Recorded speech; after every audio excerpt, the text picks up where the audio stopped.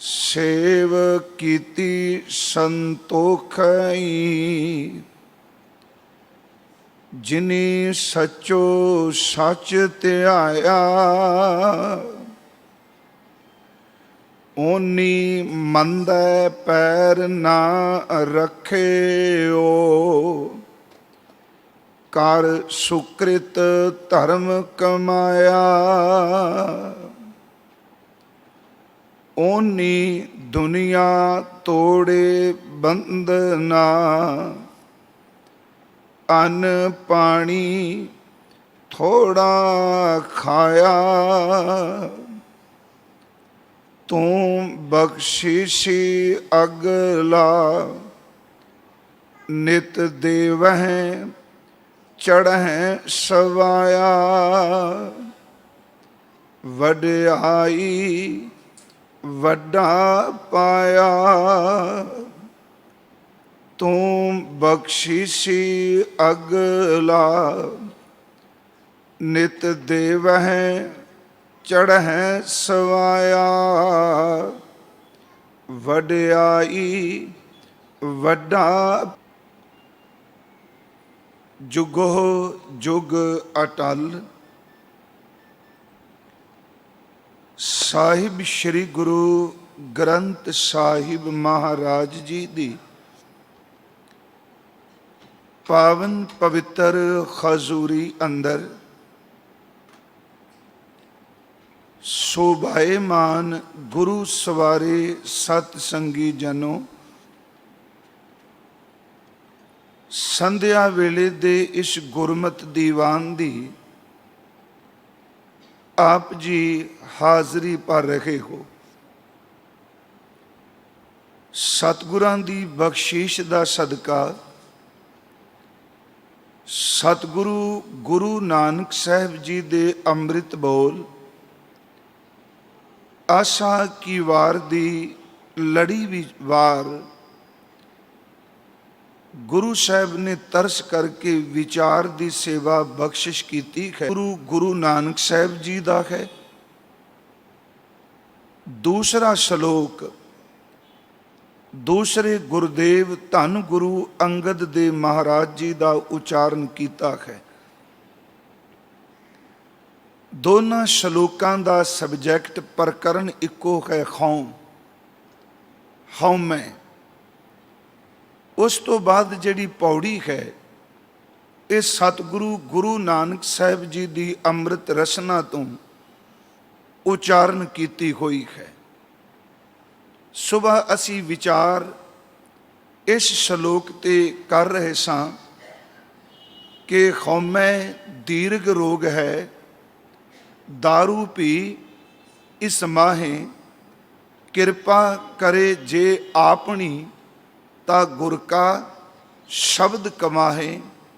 नानक कह सुनो जनो इत संयम दुख जाए। उस लड़ी नूं पौड़ी दी विचार प्रारंभ करन तो पहला आप जी दे सन्मुख बेनती कर सकां।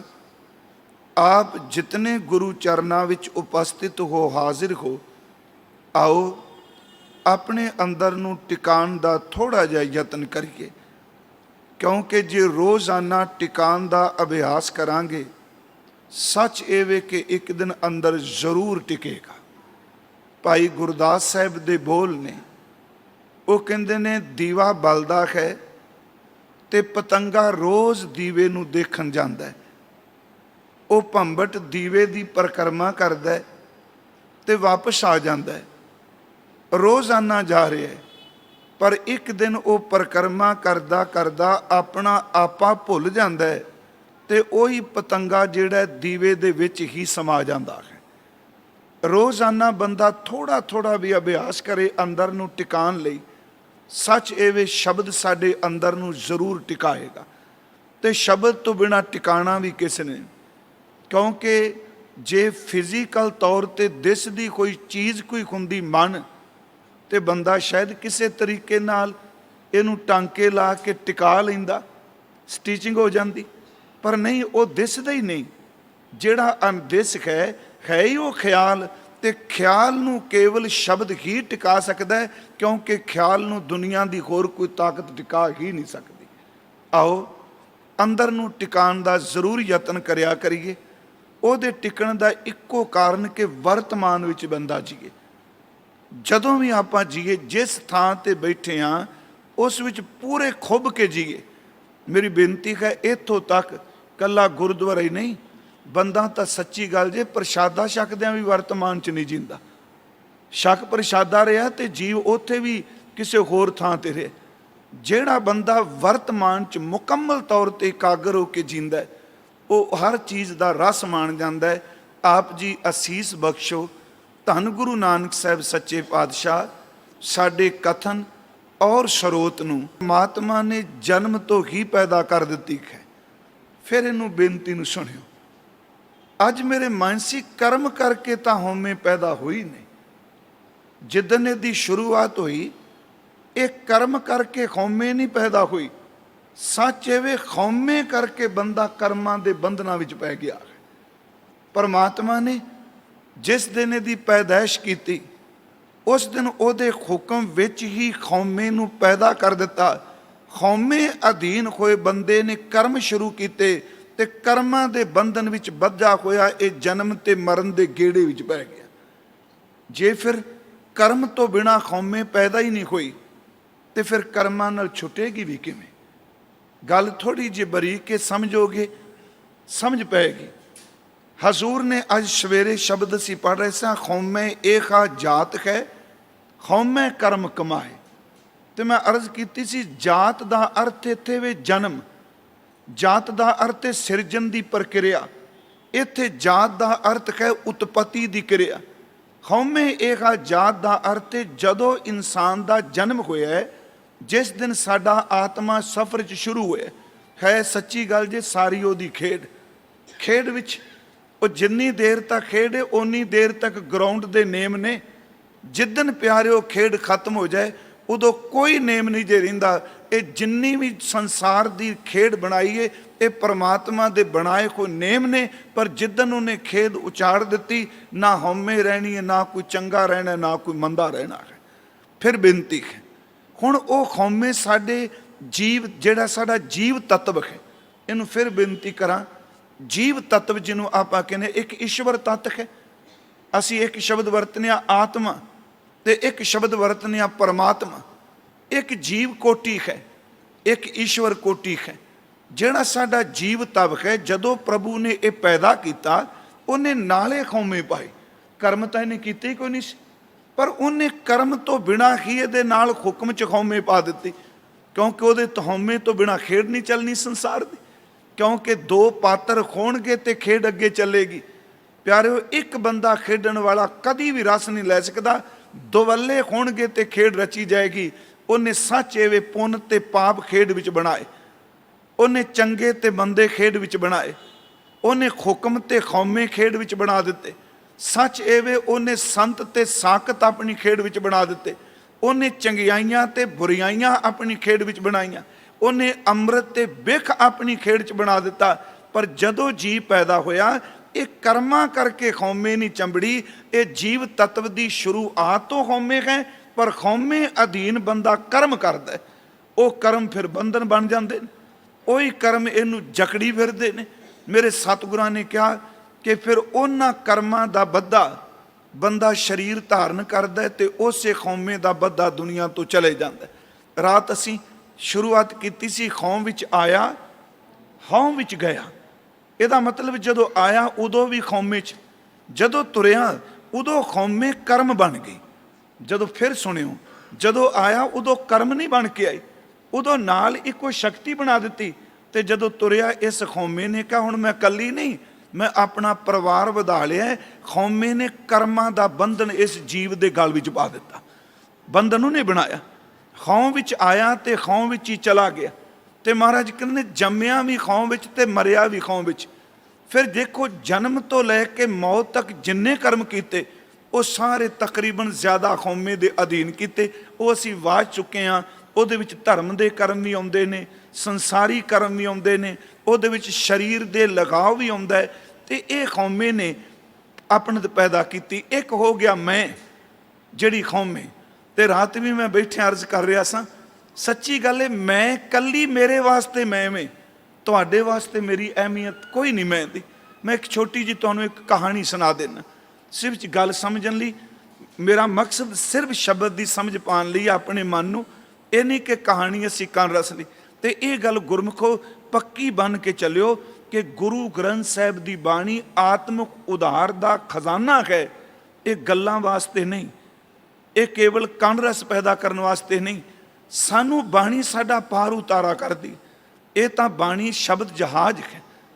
ਇੱਕ ਸਾਧੂ ਦੇ ਕੋਲ ਚੇਲਾ ਜਾਂਦਾ ਹੈ, ਉਹ ਕਹਿੰਦਾ ਮਹਾਰਾਜ ਮੈਂ ਪਰਮਾਤਮਾ ਤੱਕ ਮਿਲਣਾ ਚਾਹੁੰਦਾ ਵਾਂ, ਕਿਵੇਂ ਮਿਲ ਸਕਣਾ ਵਾਂ?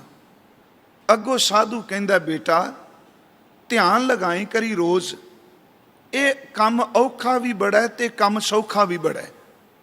ਅੱਗੋਂ ਚੇਲਾ ਪੁੱਛਦਾ ਮਹਾਰਾਜ ਔਖਾ ਕਿਵੇਂ ਤੇ ਸੌਖਾ ਕਿਵੇਂ?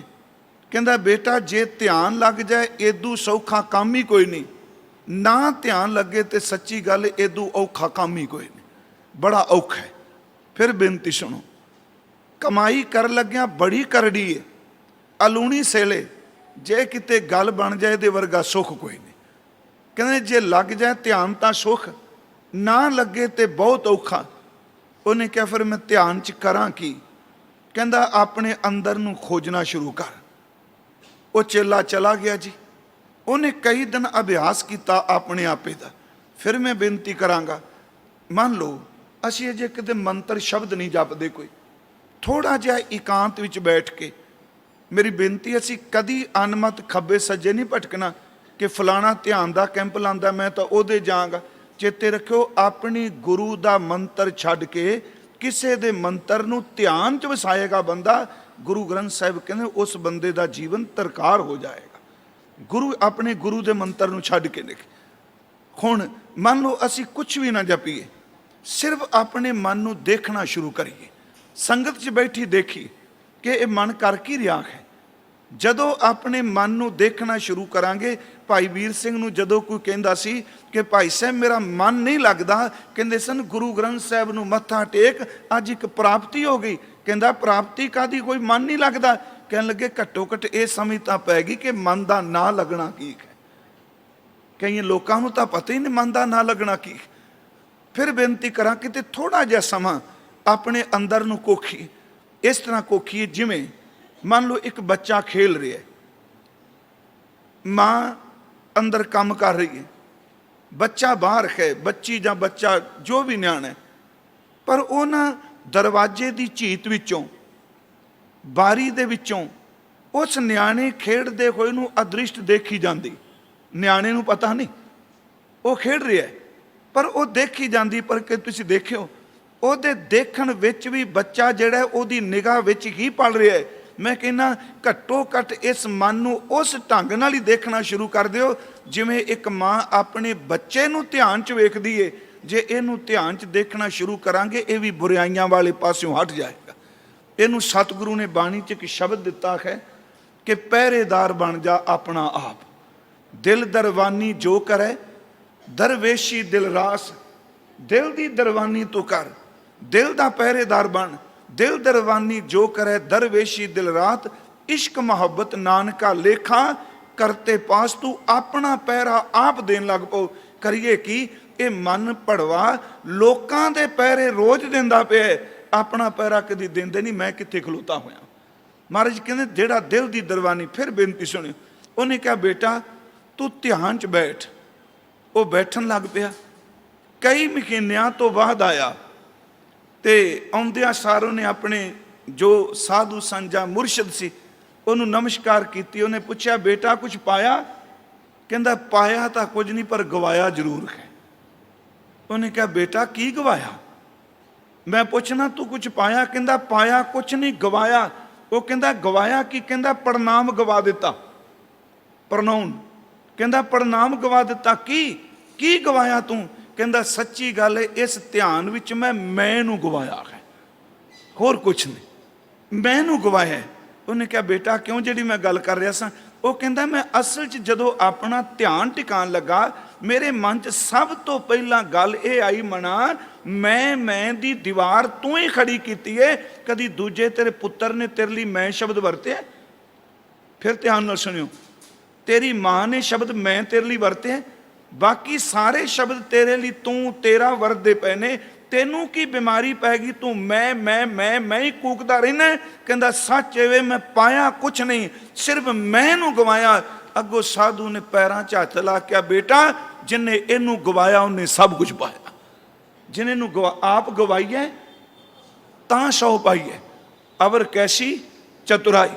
ਫਿਰ ਬੇਨਤੀ ਕਰਾਂਗਾ, ਇਹ ਜਿਹੜੀ ਖੌਮੇਖ ਹੈ, ਫਿਰ ਸਤਿਗੁਰੂ ਕਹਿੰਦੇ ਨੇ ਇਹ ਕਰਮ ਕਰਕੇ ਨਹੀਂ ਆਈ। ਮੈਂ ਅੱਜ ਇੱਕ ਨਵੀਂ ਗੱਲ ਵਿੱਚ ਇਹਦੇ ਐਡ ਕਰ ਲੱਗਾ, ਇਹ ਕਰਮ ਵਿੱਚੋਂ ਨਹੀਂ ਉਪਜੀ, ਇਹ ਹੁਕਮ ਵਿੱਚੋਂ ਉਪਜੀ। ਹੁਕਮ ਚੱਲੀ ਪਰ ਕਰਮ ਕਰਾਂਦੀ ਖੌਮੇ, ਫਿਰ ਕਰਮਾਂ ਨਾਲ ਨਿਖੇੜਾ ਵੀ ਨਹੀਂ ਛੱਡਣਾ।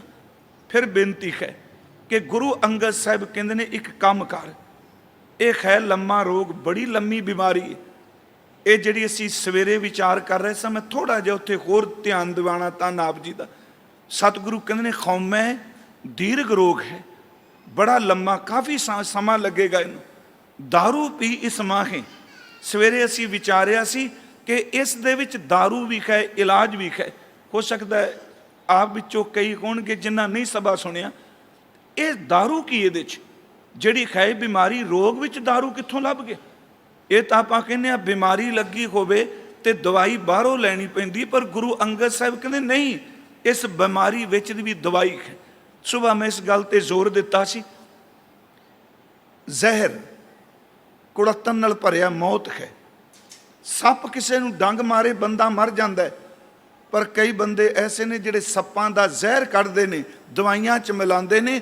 ਸੱਚ ਇਹ ਕਿ ਉਸ ਦਵਾਈ ਖਾਣ ਦੇ ਨਾਲ ਬੰਦੇ ਦੀ ਬਿਮਾਰੀ ਚਲੀ ਜਾਂਦੀ ਹੈ ਤਾਂ ਜ਼ਹਿਰ, ਪਰ ਉਸ ਜ਼ਹਿਰ ਵਿੱਚ ਵੀ ਕਿਤੇ ਅੰਸ਼ ਪਿਆ ਔਸ਼ਧੀ ਬੰਦਾ। ਸੰਖਿਆ ਮੈਂ ਸ਼ਬਦ ਵਰਤਿਆ ਸੁਬਹ, ਸੰਖਿਆ ਜ਼ਹਿਰ ਹੈ, ਕੱਚਾ ਖਾਏਗਾ ਬੰਦਾ ਮਰੇਗਾ, ਪਰ ਸੱਚ ਇਹ ਜੋ ਉਸ ਸੰਖੀਏ ਵਿੱਚ ਵੀ ਕਿਤੇ ਨਾ ਕਿਤੇ ਅੰਸ਼ ਪਈਏ। ਸਿਆਣਾ ਵੈਦ ਉਹਨੂੰ ਕਨਵਰਟ ਕਰਕੇ ਦਵਾਈ ਬਣਾ ਦਿੰਦਾ ਹੈ, ਉਹੀ ਜ਼ਹਿਰ ਜਿਹੜਾ ਬੰਦੇ ਦੀ ਜ਼ਿੰਦਗੀ ਬਚਾ ਜਾਂਦਾ ਹੈ। ਇਹ ਜਿਹੜੀ ਖੌਮੇਖ ਹੈ ਇੱਕ ਰੋਗ ਹੈ, ਬਿਮਾਰੀ ਹੈ। ਜਦੋਂ ਇਸ ਐਨਰਜੀ ਨੂੰ ਆਪਾਂ ਤਬਦੀਲ ਕਰ ਦਿਆਂਗੇ ਸ਼ਬਦ ਦੀ ਕਿਰਪਾ ਨਾਲ, ਤੇ ਸੱਚ ਇਹ ਗੁਰੂ ਕੇ ਸਿੱਖੋ, ਇਹ ਹੀ ਖੌਮੇ ਵਾਲੀ ਐਨਰਜੀ ਜਿਹੜੀ ਹੈ ਇਹ ਤੂੰ ਵਿੱਚ ਬਦਲ ਜਾਏਗੀ। ਇਹ ਆਪਣਤ ਜਿਹੜੀ ਹੈ ਮੁਹੱਬਤ ਵਿੱਚ ਬਦਲ ਜਾਏਗੀ। ਇਹ ਮੈਂ ਮੇਰਾ ਜਿਹੜਾ ਹੈ ਇਹ ਤੂੰ ਤੇ ਤੇਰੇ ਵਿੱਚ ਬਦਲ ਜਾਏਗਾ। ਪਰ ਸੱਚ ਹੈ, ਜਿੰਨੀ ਦੇਰ ਤੱਕ ਖੌਮੇ ਓਨੀ ਦੇਰ ਤੱਕ ਰੋਣਾ। ਜਿੱਦਣ ਖੌਮੇ दारू ਬਣ ਗਈ ਪਿਆਰਿਓ, ਉਦਣ ਘਰ ਵਿੱਚ ਖੁਸ਼ੀ ਆ ਜਾਂਦੀ ਹੈ। ਮੈਂ ਇੱਥੇ ਇੱਕ ਉਦਾਹਰਨ ਤੁਹਾਨੂੰ ਦੇ ਦੇਣਾ ਹੋਰ। ਕਬੀਰ ਸਾਹਿਬ ਜੀ ਦਾ ਇੱਕ ਅੰਮ੍ਰਿਤ ਸ਼ਲੋਕ ਹੈ। ਆਮ ਬੰਦਾ ਕਿਸੇ ਦੀ ਵੀ ਡੈਥ ਹੋਵੇ, ਭਾਵੇਂ ਉਹ ਧਰਮੀ ਹੈ ਚਾਹੇ ਨਹੀਂ ਧਰਮੀ, ਸਾਨੂੰ ਮੌਤ ਦਾ ਪਤਾ ਲੱਗੇ ਤੇ ਅਸੀਂ ਜਾ ਕੇ ਕਹਿੰਦੇ ਹਾਂ ਚਲੋ ਫਲਾਣੇ ਦੇ ਘਰ ਜਾ ਅਫਸੋਸ ਕਰ ਆਈਏ, ਉਸ ਦੀ ਮੌਤ ਹੋ ਗਈ, ਡੈਥ ਹੋ ਗਈ। ਅਸੀਂ ਜਦੋਂ ਵੀ ਕਿਸੇ ਮ੍ਰਿਤਕ ਦੇ ਘਰ ਜਾਵਾਂਗੇ ਅਫਸੋਸ ਕਰਾਂਗੇ, ਪਰ ਗੁਰਮਖੋ ਸਰੀਰਕ ਤੌਰ ਤੇ ਜਦੋਂ ਕੋਈ ਮਰਦਾ ਹੈ, ਉਹਦਾ ਮਰਨਾ ਮਾਤਮ ਨੂੰ, ਸੋਗ ਨੂੰ, ਗਮੀ ਨੂੰ ਜਨਮ ਦਿੰਦਾ ਹੈ। ਤੇ ਜਦੋਂ ਕਿਸੇ ਦੀ ਖੌਮੇ ਮਰਦੀ ਪਿਆਰਿਓ, ਉਹਦੇ ਵਿੱਚੋਂ ਖੁਸ਼ੀ ਤੇ ਆਨੰਦ ਦਾ ਜਨਮ ਹੁੰਦਾ ਹੈ, ਕਦੀ ਮਾਤਮ ਨਹੀਂ ਹੁੰਦਾ। ਤਾਂ ਹੀ ਸਤਿਗੁਰੂ ਨੇ ਬਾਣੀ ਵਿੱਚ ਕਿਹਾ, ਕਬੀਰ ਜਾਂ ਦਿਨ ਖੌਮ ਹੁਆ, ਮੈਂ ਮਰ ਗਿਆ। ਫਿਰ ਬੇਨਤੀ ਸੁਣਿਓ, ਕਹਿੰਦੇ ਨੇ ਉਸ ਮੈਂ ਮਰਨ ਤੋਂ ਬਾਅਦ ਸੋਗ ਹੈ ਹੀ ਨਹੀਂ। ਕਹਿੰਦੇ ਜਦੋਂ ਸਰੀਰਕ ਤੌਰ ਤੇ ਕੋਈ ਮਰੇ, ਸੱਜਣ ਮਿੱਤਰ ਇਕੱਠੇ ਹੋ ਕੇ ਅਫਸੋਸ ਕਰਦੇ ਨੇ। ਜਦੋਂ ਕਿਸੇ ਦੇ ਅੰਦਰੋਂ ਮੈਂ ਮਰਦੀ ਏ, ਜਿੰਨੇ ਉਹਦੇ ਪ੍ਰੇਮੀ ਕੋਲ ਆ ਕੇ ਬੈਠਦੇ ਨੇ ਉਹ ਆਨੰਦ ਵੀ ਚਲੇ ਜਾਂਦੇ। ਕਬੀਰ ਜਾ ਦਿਨ ਖੌਮ ਹੁਆ, ਪਾਛੈ ਭਇਆ ਆਨੰਦ, ਮੋਹਿ ਮਿਲਿਓ ਪ੍ਰਭ ਆਪਣਾ ਸੰਗੀ ਭਜੈ, ਗੋਬਿੰਦ ਮੈਂ ਮਰੀ। ਸੁਬਾਹ ਵੀ ਕਿਹਾ ਸੀ ਕਿ ਤੂੰ ਦਾ ਅਭਿਆਸ ਹੀ ਮੈਂ ਦਾ ਅਭਾਵ ਕਰੇਗਾ। ਜਿੰਨਾ ਕੋਈ ਪਰਮਾਤਮਾ ਨੂੰ ਤੂੰ ਤੂੰ ਕਹਿ ਕੇ ਪੁਕਾਰੇਗਾ, ਕੋਈ ਚੀਜ਼ ਮੰਨ ਲਓ। ਗੁਰੂ ਗੋਬਿੰਦ ਸਿੰਘ ਜੀ ਦਾ ਇੱਕ ਬਚਨ ਹੈ ਰਹਿਤਨਾਮੇ ਦਾ, ਉਹ ਕਹਿੰਦੇ ਤੂੰ ਇੱਕ ਕੰਮ ਕਰ, ਤੂੰ ਹਰ ਚੀਜ਼ ਨੂੰ ਮੇਰੀ ਮੇਰੀ ਪਕੜ ਕੇ ਬੈਠੇ। ਸੱਚੀ ਗੱਲ ਹੈ, ਮੈਂ ਮੇਰਾ ਸਭ ਕੁਛ, ਪਰ ਸਤਿਗੁਰੂ ਕਹਿੰਦੇ ਤੂੰ ਹਰ ਚੀਜ਼ ਨੂੰ ਅੰਦਰ ਤੋਂ, ਬਾਹਰੋਂ ਜ਼ਬਾਨੀ ਨਹੀਂ, ਅੰਦਰ ਤੋਂ ਤੇਰੀ ਕਹਿਣੇ ਸ਼ੁਰੂ ਕਰ ਦੇ। ਉੱਥੇ ਮਹਾਰਾਜ ਜੀ ਦੇ ਬੋਲ ਨੇ ਜੀ ਰਹਿਤਨਾਮੇ ਦੇ, ਉਹ ਕਹਿੰਦੇ ਧਨ ਕੀਰਤ ਸੁਖ ਰਾਜ ਵਡਾਈ, ਤੇਰੇ ਕੋਲ ਧਨ ਆਵੇ, ਇਹਨੂੰ ਵੀ ਪਰਮਾਤਮਾ ਨਾਲ ਜੋੜ ਕੇ ਤੂੰ ਦੇਖ। ਸੁਬਾਹ ਵੀ ਅਸੀਂ ਬੈਠੇ ਘਰ ਗੱਲ ਕਰ ਰਹੇ ਸਾਂ, ਉੱਥੇ ਦੇਖੋ ਵਿਚਾਰਾਂ ਕਰਦੇ ਇੱਕ ਫੁਰਨਾ ਆਇਆ। ਕਦੀ ਨਹੀਂ ਸੀ ਮੈਂ ਇਹ ਖਿਆਲ ਕਦੀ ਪ੍ਰਗਟ ਕੀਤਾ। ਮੈਂ ਬੇਨਤੀ ਕੀਤੀ ਸੁਭਾ ਕਿ ਅਸਲ 'ਚ ਬੰਦਗੀ ਵਾਲਾ ਹਰ ਪਦਾਰਥ ਦੀ ਵਰਤੋਂ ਵੀ ਪਰਮਾਰਥ ਲਈ ਕਰਦਾ ਹੈ। ਜਿਸ ਬੰਦੇ ਕੋਲ ਬੰਦਗੀ ਨਹੀਂ, ਚੇਤੇ ਰੱਖਿਓ, ਉਹ ਪਰਮਾਰਥ ਦੀ ਵਰਤੋਂ ਵੀ ਪਦਾਰਥ ਲਈ ਕਰਦਾ ਹੈ। ਫਿਰ ਸ਼ਬਦ ਮੈਂ ਦੁਹਰਾ ਦੇਣਾ, ਸਮਝ ਨਹੀਂ ਪਈ। ਜਦੋਂ ਕੋਈ ਬੰਦਾ ਸਿਮਰਨ ਕਰਦਾ ਹੈ, ਉਹ ਹਰ ਮਿਲੀ ਕੋਈ ਚੀਜ਼ ਨੂੰ ਰੱਬ ਨੂੰ ਸਮਰਪਿਤ ਕਰ ਦਿੰਦਾ ਹੈ। ਉਹ ਕਹਿੰਦਾ ਘਰ ਤੇਰਾ ਦਿੱਤਾ ਹੈ, ਇਸ ਘਰ 'ਚ ਸਤ ਸੰਗਤ ਹੋਵੇਗੀ। ਇਸ ਤਰ੍ਹਾਂ ਹੈ ਨਾ ਜੀ, ਤੂੰ ਕਿਰਪਾ ਕਰ ਮੇਰੇ ਘਰ 'ਚ ਆ ਵਸ, ਤੂੰ ਕਿਰਪਾ ਕਰ ਜੋ ਕੁਝ ਮੈਨੂੰ ਦਿੱਤਾ ਹੈ ਉਹ ਹਰ ਪਦਾਰਥ ਨੂੰ ਗੁਰੂ ਦੇ ਪਰਮਾਰਥ ਨਾਲ ਜੋੜ ਕੇ ਦੇਖਦਾ ਹੈ। ਤੇ ਪਿਆਰਿਓ, ਦੁਨੀਆਦਾਰ ਬੰਦਾ ਪਰਮਾਰਥ ਦੀ ਗੱਲ ਕਰਦਾ, ਉਹਦੇ ਵਿੱਚੋਂ ਵੀ ਪਦਾਰਥ ਮੰਗਦਾ ਹੈ। ਸਮਝ ਗਏ ਨਾ ਜੀ? ਉਹ ਦੁਨੀਆ ਦੀ ਗੱਲ ਕਰਦਾ, ਦੀਨ ਨਾਲ ਜੁੜਿਆ ਹੈ। ਤੇ ਕਈ ਬੰਦੇ ਦੀਨ ਵਿੱਚ ਜੁੜੇ ਹੋਏ ਦੁਨੀਆ ਪੇ ਮੰਗਦੇ ਨੇ। ਫਿਰ ਬੇਨਤੀ ਕਰਾਂ ਕਿ ਦੇਖੋ ਕਿ ਉਹ ਜਿਹੜੀ ਚੀਜ਼ ਹੈ, ਤਨ ਆਇਆ, ਇਸ ਪਦਾਰਥ ਨੂੰ ਪਰਮਾਰਥ ਨਾਲ ਜੋੜ ਦਈਏ ਕਿ ਪਰਮਾਤਮਾ ਦਾ ਦਿੱਤਾ ਹੈ। ਮੰਨ ਲਓ ਘਰ ਬੇਟੀ ਦਾ, ਉੱਥੇ ਸਤਿਗੁਰੂ ਨੇ ਪੁੱਤਰ ਤੇ ਬੇਟੀ ਦੋਨੋਂ ਵਰਤੇ ਨੇ, ਇਕੱਲਾ ਪੁੱਤਰ ਨਹੀਂ ਵਰਤੇ। ਧਨ ਕੀਰਤ ਸੁਖ ਰਾਜ ਵਡਾਈ, ਜੁਵਤੀ ਸੁਤ ਵਿਦਿਆ ਬਹੁ ਭਾਈ। ਧਨ ਮਿਲੇ, ਇਹ ਕਹਿ ਵਾਹਿਗੁਰੂ ਤੇਰੀ ਦਾਤ ਹੈ। ਲੋਕ ਤੇਰੀ ਕੀਰਤੀ ਕਰਨ, ਤੇਰੀ ਸਿਫਤ ਕਰਨ, ਇਹਦਾ ਵੀ ਮੱਥਾ ਟੇਕ ਕੇ ਕਹਿ ਦੀ ਇਹ ਵੀ ਤੇਰੀ ਦਾਤ ਹੈ। ਅਗਲਾ ਬਚਨ ਕੀਤਾ, ਤੈਨੂੰ ਸੁਖ ਮਿਲੇ ਸੰਸਾਰ ਦਾ, ਪਰਮਾਰਥ ਦਾ। ਸ਼ਬਦ ਕਹਿ ਦੀ ਇਹ ਆਤਮਕ ਤੇ ਸਰੀਰਕ ਸੁਖ ਵੀ ਤੇਰੀ ਦਿੱਤੀ ਦਾਤ ਹੈ। ਤੂੰ ਮੈਨੂੰ ਬੇਟੀ ਦਿੱਤੀ, ਇਹ ਬੇਟੀ ਵੀ ਤੇਰੀ ਦਿੱਤੀ ਹੈ। ਤੂੰ ਪੁੱਤਰ ਦਿੱਤਾ, ਇਹ ਪੁੱਤਰ ਵੀ ਤੇਰਾ ਹੈ। ਜੋ ਕੁਝ ਮੈਨੂੰ ਤੂੰ ਦਿੱਤਾ, ਇਹ ਹਰ ਚੀਜ਼ ਤੇਰੀ ਹੈ। ਸੱਚ ਇਹ ਮੈਂ ਮੇਰਾ ਤਾਂ ਦਾਵਾ ਕਰਾਂ ਜੇ ਮੈਂ ਹੋਵਾਂ, ਨਹੀਂ ਮੇਰੇ ਵਾਹਿਗੁਰੂ ਜੀ, ਹਰ ਤੇਰੀ ਦਿੱਤੀ ਕੋਈ ਦਾਤ ਮੈਂ ਤੈਨੂੰ ਸਮਰਪਿਤ ਕਰਨਾ। ਦੇਖੋ ਗੁਰੂ ਸਾਹਿਬ ਦੇ ਬੋਲ ਰਹਿਤਨਾਮੇ ਦੇ, ਧਨ ਕੀਰਤ ਸੁਖ ਰਾਜ ਵਡਾਈ। ਅਰਥ ਮੈਂ ਕਰ ਦੇਣਾ, ਦੌਲਤ, ਆਪਣੀ ਸਿਬਤ ਸਲਾਹ ਕੀਰਤੀ, ਸੁਖ ਰਾਜ ਤੇ ਵਡਿਆਈਆਂ। ਧਨ ਕੀਰਤ ਸੁਖ ਰਾਜ ਵਡਾਈ, ਜੁਵਤੀ ਸੁਤ ਵਿਦਿਆ ਬਹੁ ਭਾਈ। ਇਹ ਸਭ ਦਾਤ ਗੁਰੂ ਕੀ ਜਾਣੈ, ਤਾਂ ਤੇ ਨ ਅਭਿਮਾਨੈ ਠਾਨੈ। ਭਾਈ ਬੰਨੋ ਸਾਹਿਬ ਬੈਠੇ ਨੇ, ਇਹ ਘਟਨਾ ਹੈ ਮੰਗਟ ਦੀ। ਭਾਈ ਬੰਨੋ ਸਾਹਿਬ ਬੈਠੇ ਨੇ, ਘਿਓ ਦੀ ਦੁਕਾਨ ਹੈ ਉਹਨਾਂ ਦੀ, ਬਿਜ਼ਨਸ ਬੜਾ ਵੱਡਾ, ਕੜਾਈਆਂ ਤਪੀਆਂ ਨੇ, ਵਿੱਚ ਮੱਖਣ ਜਿਹੜਾ ਉਹ ਪਗਲਾ ਕੇ ਘਿਓ ਬਣਾਇਆ ਜਾ ਰਿਹਾ, ਕਿਤੇ ਸਵਾਣੀਆਂ ਦੁੱਧ ਰਿੜਕ ਕੇ ਮੱਖਣ ਕੱਢ ਰਹੀਆਂ। ਗੁਰਮੁਖ ਪਿਆਰਾ ਇੱਕ ਆਉਂਦਾ, ਗੁਰੂ ਅਰਜਨ ਦੇਵ ਜੀ ਦਾ ਭੇਜਿਆ ਸਿੱਖ, ਕਿ ਸਿੱਖ ਪਦਾਰਥ ਵਿੱਚ ਰਹਿ ਕੇ ਪਰਮਾਰਥ ਤੱਕ ਕਿਵੇਂ ਹੋ ਸਕਦਾ। ਉਹ ਦੇਖਦਾ ਕਿ ਭਾਈ ਸਾਹਿਬ ਗੱਦੀ ਤੇ ਬੈਠੇ ਨੇ ਦੁਕਾਨ ਤੇ ਉਹ ਆਪਣੇ ਵੱਲੋਂ ਘਿਓ ਵੇਚ ਰਹੇ ਨੇ, ਪਰ ਬਹਿਸ ਹੋ ਰਹੀ ਹੈ ਇੱਕ ਪਲੀ ਤੇ। ਪਹਿਲਾਂ ਪਲੀਆਂ ਹੁੰਦੀਆਂ ਸਨ ਨਾ ਜੀ, ਬਹਿਸ ਹੋ ਰਹੀ ਹੈ ਇੱਕ ਪਲੀ ਤੇ। ਜਿਹਨੂੰ ਵੇਚਿਆ ਉਹਨੂੰ ਕਹਿੰਦੇ ਨੇ ਮੈਂ ਇੱਕ ਪੈਸਾ ਛੱਡਣਾ ਨਹੀਂ, ਤੇ ਚੇਤੇ ਰੱਖ ਮੈਂ ਘੱਟ ਤੋਲਣਾ ਵੀ ਨਹੀਂ। ਕਿੰਨਾ ਸਮਾਂ ਬਹਿਸ ਮੁਬੈਸਾ ਹੁੰਦਾ ਰਿਹਾ। ਦੇਖਣ ਵਾਲੇ ਦੇ ਮਨ 'ਚ ਆਇਆ ਵੀ ਮਹਾਰਾਜ ਨੇ ਤਾਂ ਭੱਲਿਆ ਵੀ, ਗ੍ਰਿਸਤ ਵਿੱਚ ਉਦਾਸ, ਮਾਇਆ ਵਿੱਚ ਮਾਇਆ ਵਾਲਾ, ਧੰਦੇ ਵਿੱਚ ਧਰਮ ਕਮਾਉਣ ਵਾਲਾ, ਕਿਰਤ ਵਿੱਚ ਕੀਰਤੀ ਕਰਨ ਵਾਲਾ, ਇਹ ਬੰਦਾ ਤਾਂ ਇੱਕ ਪਲੀ ਘਿਓ ਦੀ ਖਾਤਰ ਬਹਿਸ ਜਾਏ। ਕਹਿੰਦੇ ਨੇ ਉਹਨਾਂ ਦਾ ਆਪਸ ਵਿੱਚ ਜਦੋਂ ਇਹ ਬਹਿਸ ਮੁਬੈਸਾ ਮੁੱਕਿਆ ਤੇ ਭਾਈ ਸਾਹਿਬ ਅੱਗੇ ਹੋ ਗਏ ਤੇ ਉਹ ਪੁੱਛਦੇ ਨੇ, ਭਾਈ ਬੰਨੋ ਜੀ, ਕਹਿੰਦੇ ਤੁਸੀਂ ਘਿਓ ਲੈਣਾ? ਕਹਿੰਦੇ ਨੇ ਮੈਂ ਘਿਓ ਲੈਣ ਨਹੀਂ ਆਇਆ। ਫਿਰ ਉਹ ਅੱਗੋਂ ਪੁੱਛਦੇ ਨੇ ਕਿ ਮਹਾਰਾਜ ਕਿ ਤੁਸੀਂ ਕਿਵੇਂ ਆਏ? ਕਹਿਣ ਲੱਗੇ ਮੈਨੂੰ ਧੰਨ ਗੁਰੂ ਅਰਜਨ ਦੇਵ ਸੱਚੇ ਪਾਤਸ਼ਾਹ ਨੇ ਭੇਜਿਆ, ਮੈਂ ਤਾਂ ਤੁਹਾਡੇ ਦਰਸ਼ਨ ਕਰਨ ਆਇਆ। ਭਾਈ ਸਾਹਿਬ ਗੱਦੀ ਤੋਂ ਥੱਲੇ ਉਤਰ ਗਏ, ਉਸ ਸਿੱਖ ਦੇ ਚਰਨਾਂ ਨੂੰ ਨਮਸਕਾਰ ਕੀਤੀ, ਮਸਤਕ ਤੇ ਧੂੜ ਲਾਈ। ਕਹਿੰਦੇ ਚਲੋ ਘਰ ਚਲੀਏ। ਘਰ ਲੈ ਗਏ। ਜਾਂਦਿਆਂ ਪੁੱਛਦੇ ਨੇ ਪ੍ਰਸ਼ਾਦਾ ਛਕੋਗੇ, ਜਲ ਪਾਣੀ ਕੀ ਛਕਣਾ? ਕਹਿੰਦੇ ਮੈਂ ਛਕਾਂਗਾ ਬਾਅਦ ਵਿੱਚ, ਪਹਿਲਾਂ ਮੈਂ ਇਸ਼ਨਾਨ ਕਰਨਾ। ਕਹਿਣ ਲੱਗੇ ਇਸ਼ਨਾਨ ਗਰਮ ਪਾਣੀ ਨਾਲ ਕਰੋਗੇ ਠੰਡੇ ਨਾਲ? ਖੂਹ ਦਾ ਪਾਣੀ ਲੈ ਆਈਏ। ਉਹ ਕਹਿੰਦੇ ਪਾਣੀ ਨਾਲ ਤੇ ਰੋਜ਼ ਹੀ ਇਸ਼ਨਾਨ ਕਰੀਦਾ ਹੈ, ਅੱਜ ਘਿਓ ਦਾ ਕੰਮ ਕਰਨ ਵਾਲੇ ਦੇ ਘਰ ਹੈ, ਆਪਾਂ ਤਾਂ ਘਿਓ ਨਾਲ ਇਸ਼ਨਾਨ ਕਰਾਂਗੇ, ਨਿੱਘਾ ਕਰ ਦਿਓ ਕੋਸਾ। ਭਾਈ ਬੰਨੋ ਸਾਹਿਬ ਕਹਿੰਦੇ ਘਿਓ ਨਾਲ ਇਸ਼ਨਾਨ ਕਰਾ ਦਿਆਂਗੇ। ਕਹਿੰਦੇ ਜ਼ਿਆਦਾ ਗਰਮ ਕਿ ਕੋਸਾ ਜਿਹਾ? ਕਹਿੰਦੇ ਵੀ ਥੋੜਾ ਜਿਹਾ ਕੋਸਾ ਜਿਹਾ। ਭਾਈ ਬੰਨੋ ਸਾਹਿਬ ਕਹਿੰਦੇ ਮੈਂ ਮਾਲਿਸ਼ ਵੀ ਕਰ ਦੇਣਾ ਹੁੰਨਾ। ਉਹਨੇ ਜੀ ਘਿਓ ਕੜਾਈ 'ਚ ਕੋਸਾ ਕਰਾ ਦਿੱਤਾ ਤੇ ਉਹ ਗੁਰਸਿੱਖ ਆਇਆ, ਜਿਸ ਫੱਟੀ ਤੇ ਇਸ਼ਨਾਨ ਕਰਨਾ ਸੀ ਉਸ ਫੱਟੀ ਦੇ ਉੱਪਰ ਉਹਨੇ ਘਿਓ ਦਾ ਭਰਿਆ ਹੋਇਆ ਭਾਂਡਾ ਜਿਹੜਾ ਉਹ ਮਾਰ ਕੇ ਫੱਟੀ ਧੋ ਦਿੱਤੀ। ਜਦੋਂ ਦੂਜਾ ਭਾਂਡਾ ਡੋਲਣ ਲੱਗਾ ਘਿਓ ਦਾ, ਉਹ ਸਿੱਖ ਨੇ ਫੜ ਲਿਆ, ਕਹਿੰਦਾ ਨਹੀਂ ਨਹੀਂ ਮੈਂ ਘਿਓ 'ਚ ਇਸ਼ਨਾਨ ਨਹੀਂ ਕਰਨਾ, ਤੁਸੀਂ ਕਿਉਂ ਇਹ ਡੋੜ ਕਿਉਂ ਦਿੱਤਾ? ਕਹਿੰਦਾ ਮੇਰੇ ਗੁਰੂ ਦਾ ਸਿੱਖ ਆਵੇ ਤੇ ਫੱਟੀ ਘਿਓ ਨਾਲ ਨਾ ਧੋਤੀ ਜਾਏ। ਉਹਨੇ ਕਿਹਾ ਮੈਨੂੰ ਇੱਕ ਗੱਲ ਦੀ ਸਮਝ ਨਹੀਂ ਪਈ, ਉੱਥੇ ਤੁਸੀਂ ਕਿਰਤ ਕਰ ਰਹੇ ਸੀ ਜਿੱਥੇ ਇੱਕ ਘਿਓ ਦੀ ਪਲੀ ਦੀ ਖਾਤਰ, ਕੁਝ ਪੈਸੇ ਦੀ ਖਾਤਰ ਇੰਨੀ ਬਹਿਸ, ਤੇ ਇੱਥੇ ਕੜਾਹੀਆਂ ਤਪਾ ਕੇ ਡੋਲਣ ਨੂੰ ਤਿਆਰ ਹੋ ਗਏ। ਕਹਿਣ ਲੱਗੇ ਜਿੱਥੇ ਮੇਰਾ ਧੰਦਾ ਹੈ ਉੱਥੇ ਮੈਂ ਆਪਣਾ ਕਾਰ ਵਿਹਾਰ ਕਰਾਂਗਾ, ਜਿੱਥੇ ਮੇਰਾ ਪਰਮਾਰਥ ਆ ਜਾਏਗਾ ਉੱਥੇ ਮੈਂ ਸਾਰੇ ਪਦਾਰਥ ਹੀ ਕੁਰਬਾਨ ਕਰ ਦੇਵਾਂਗਾ।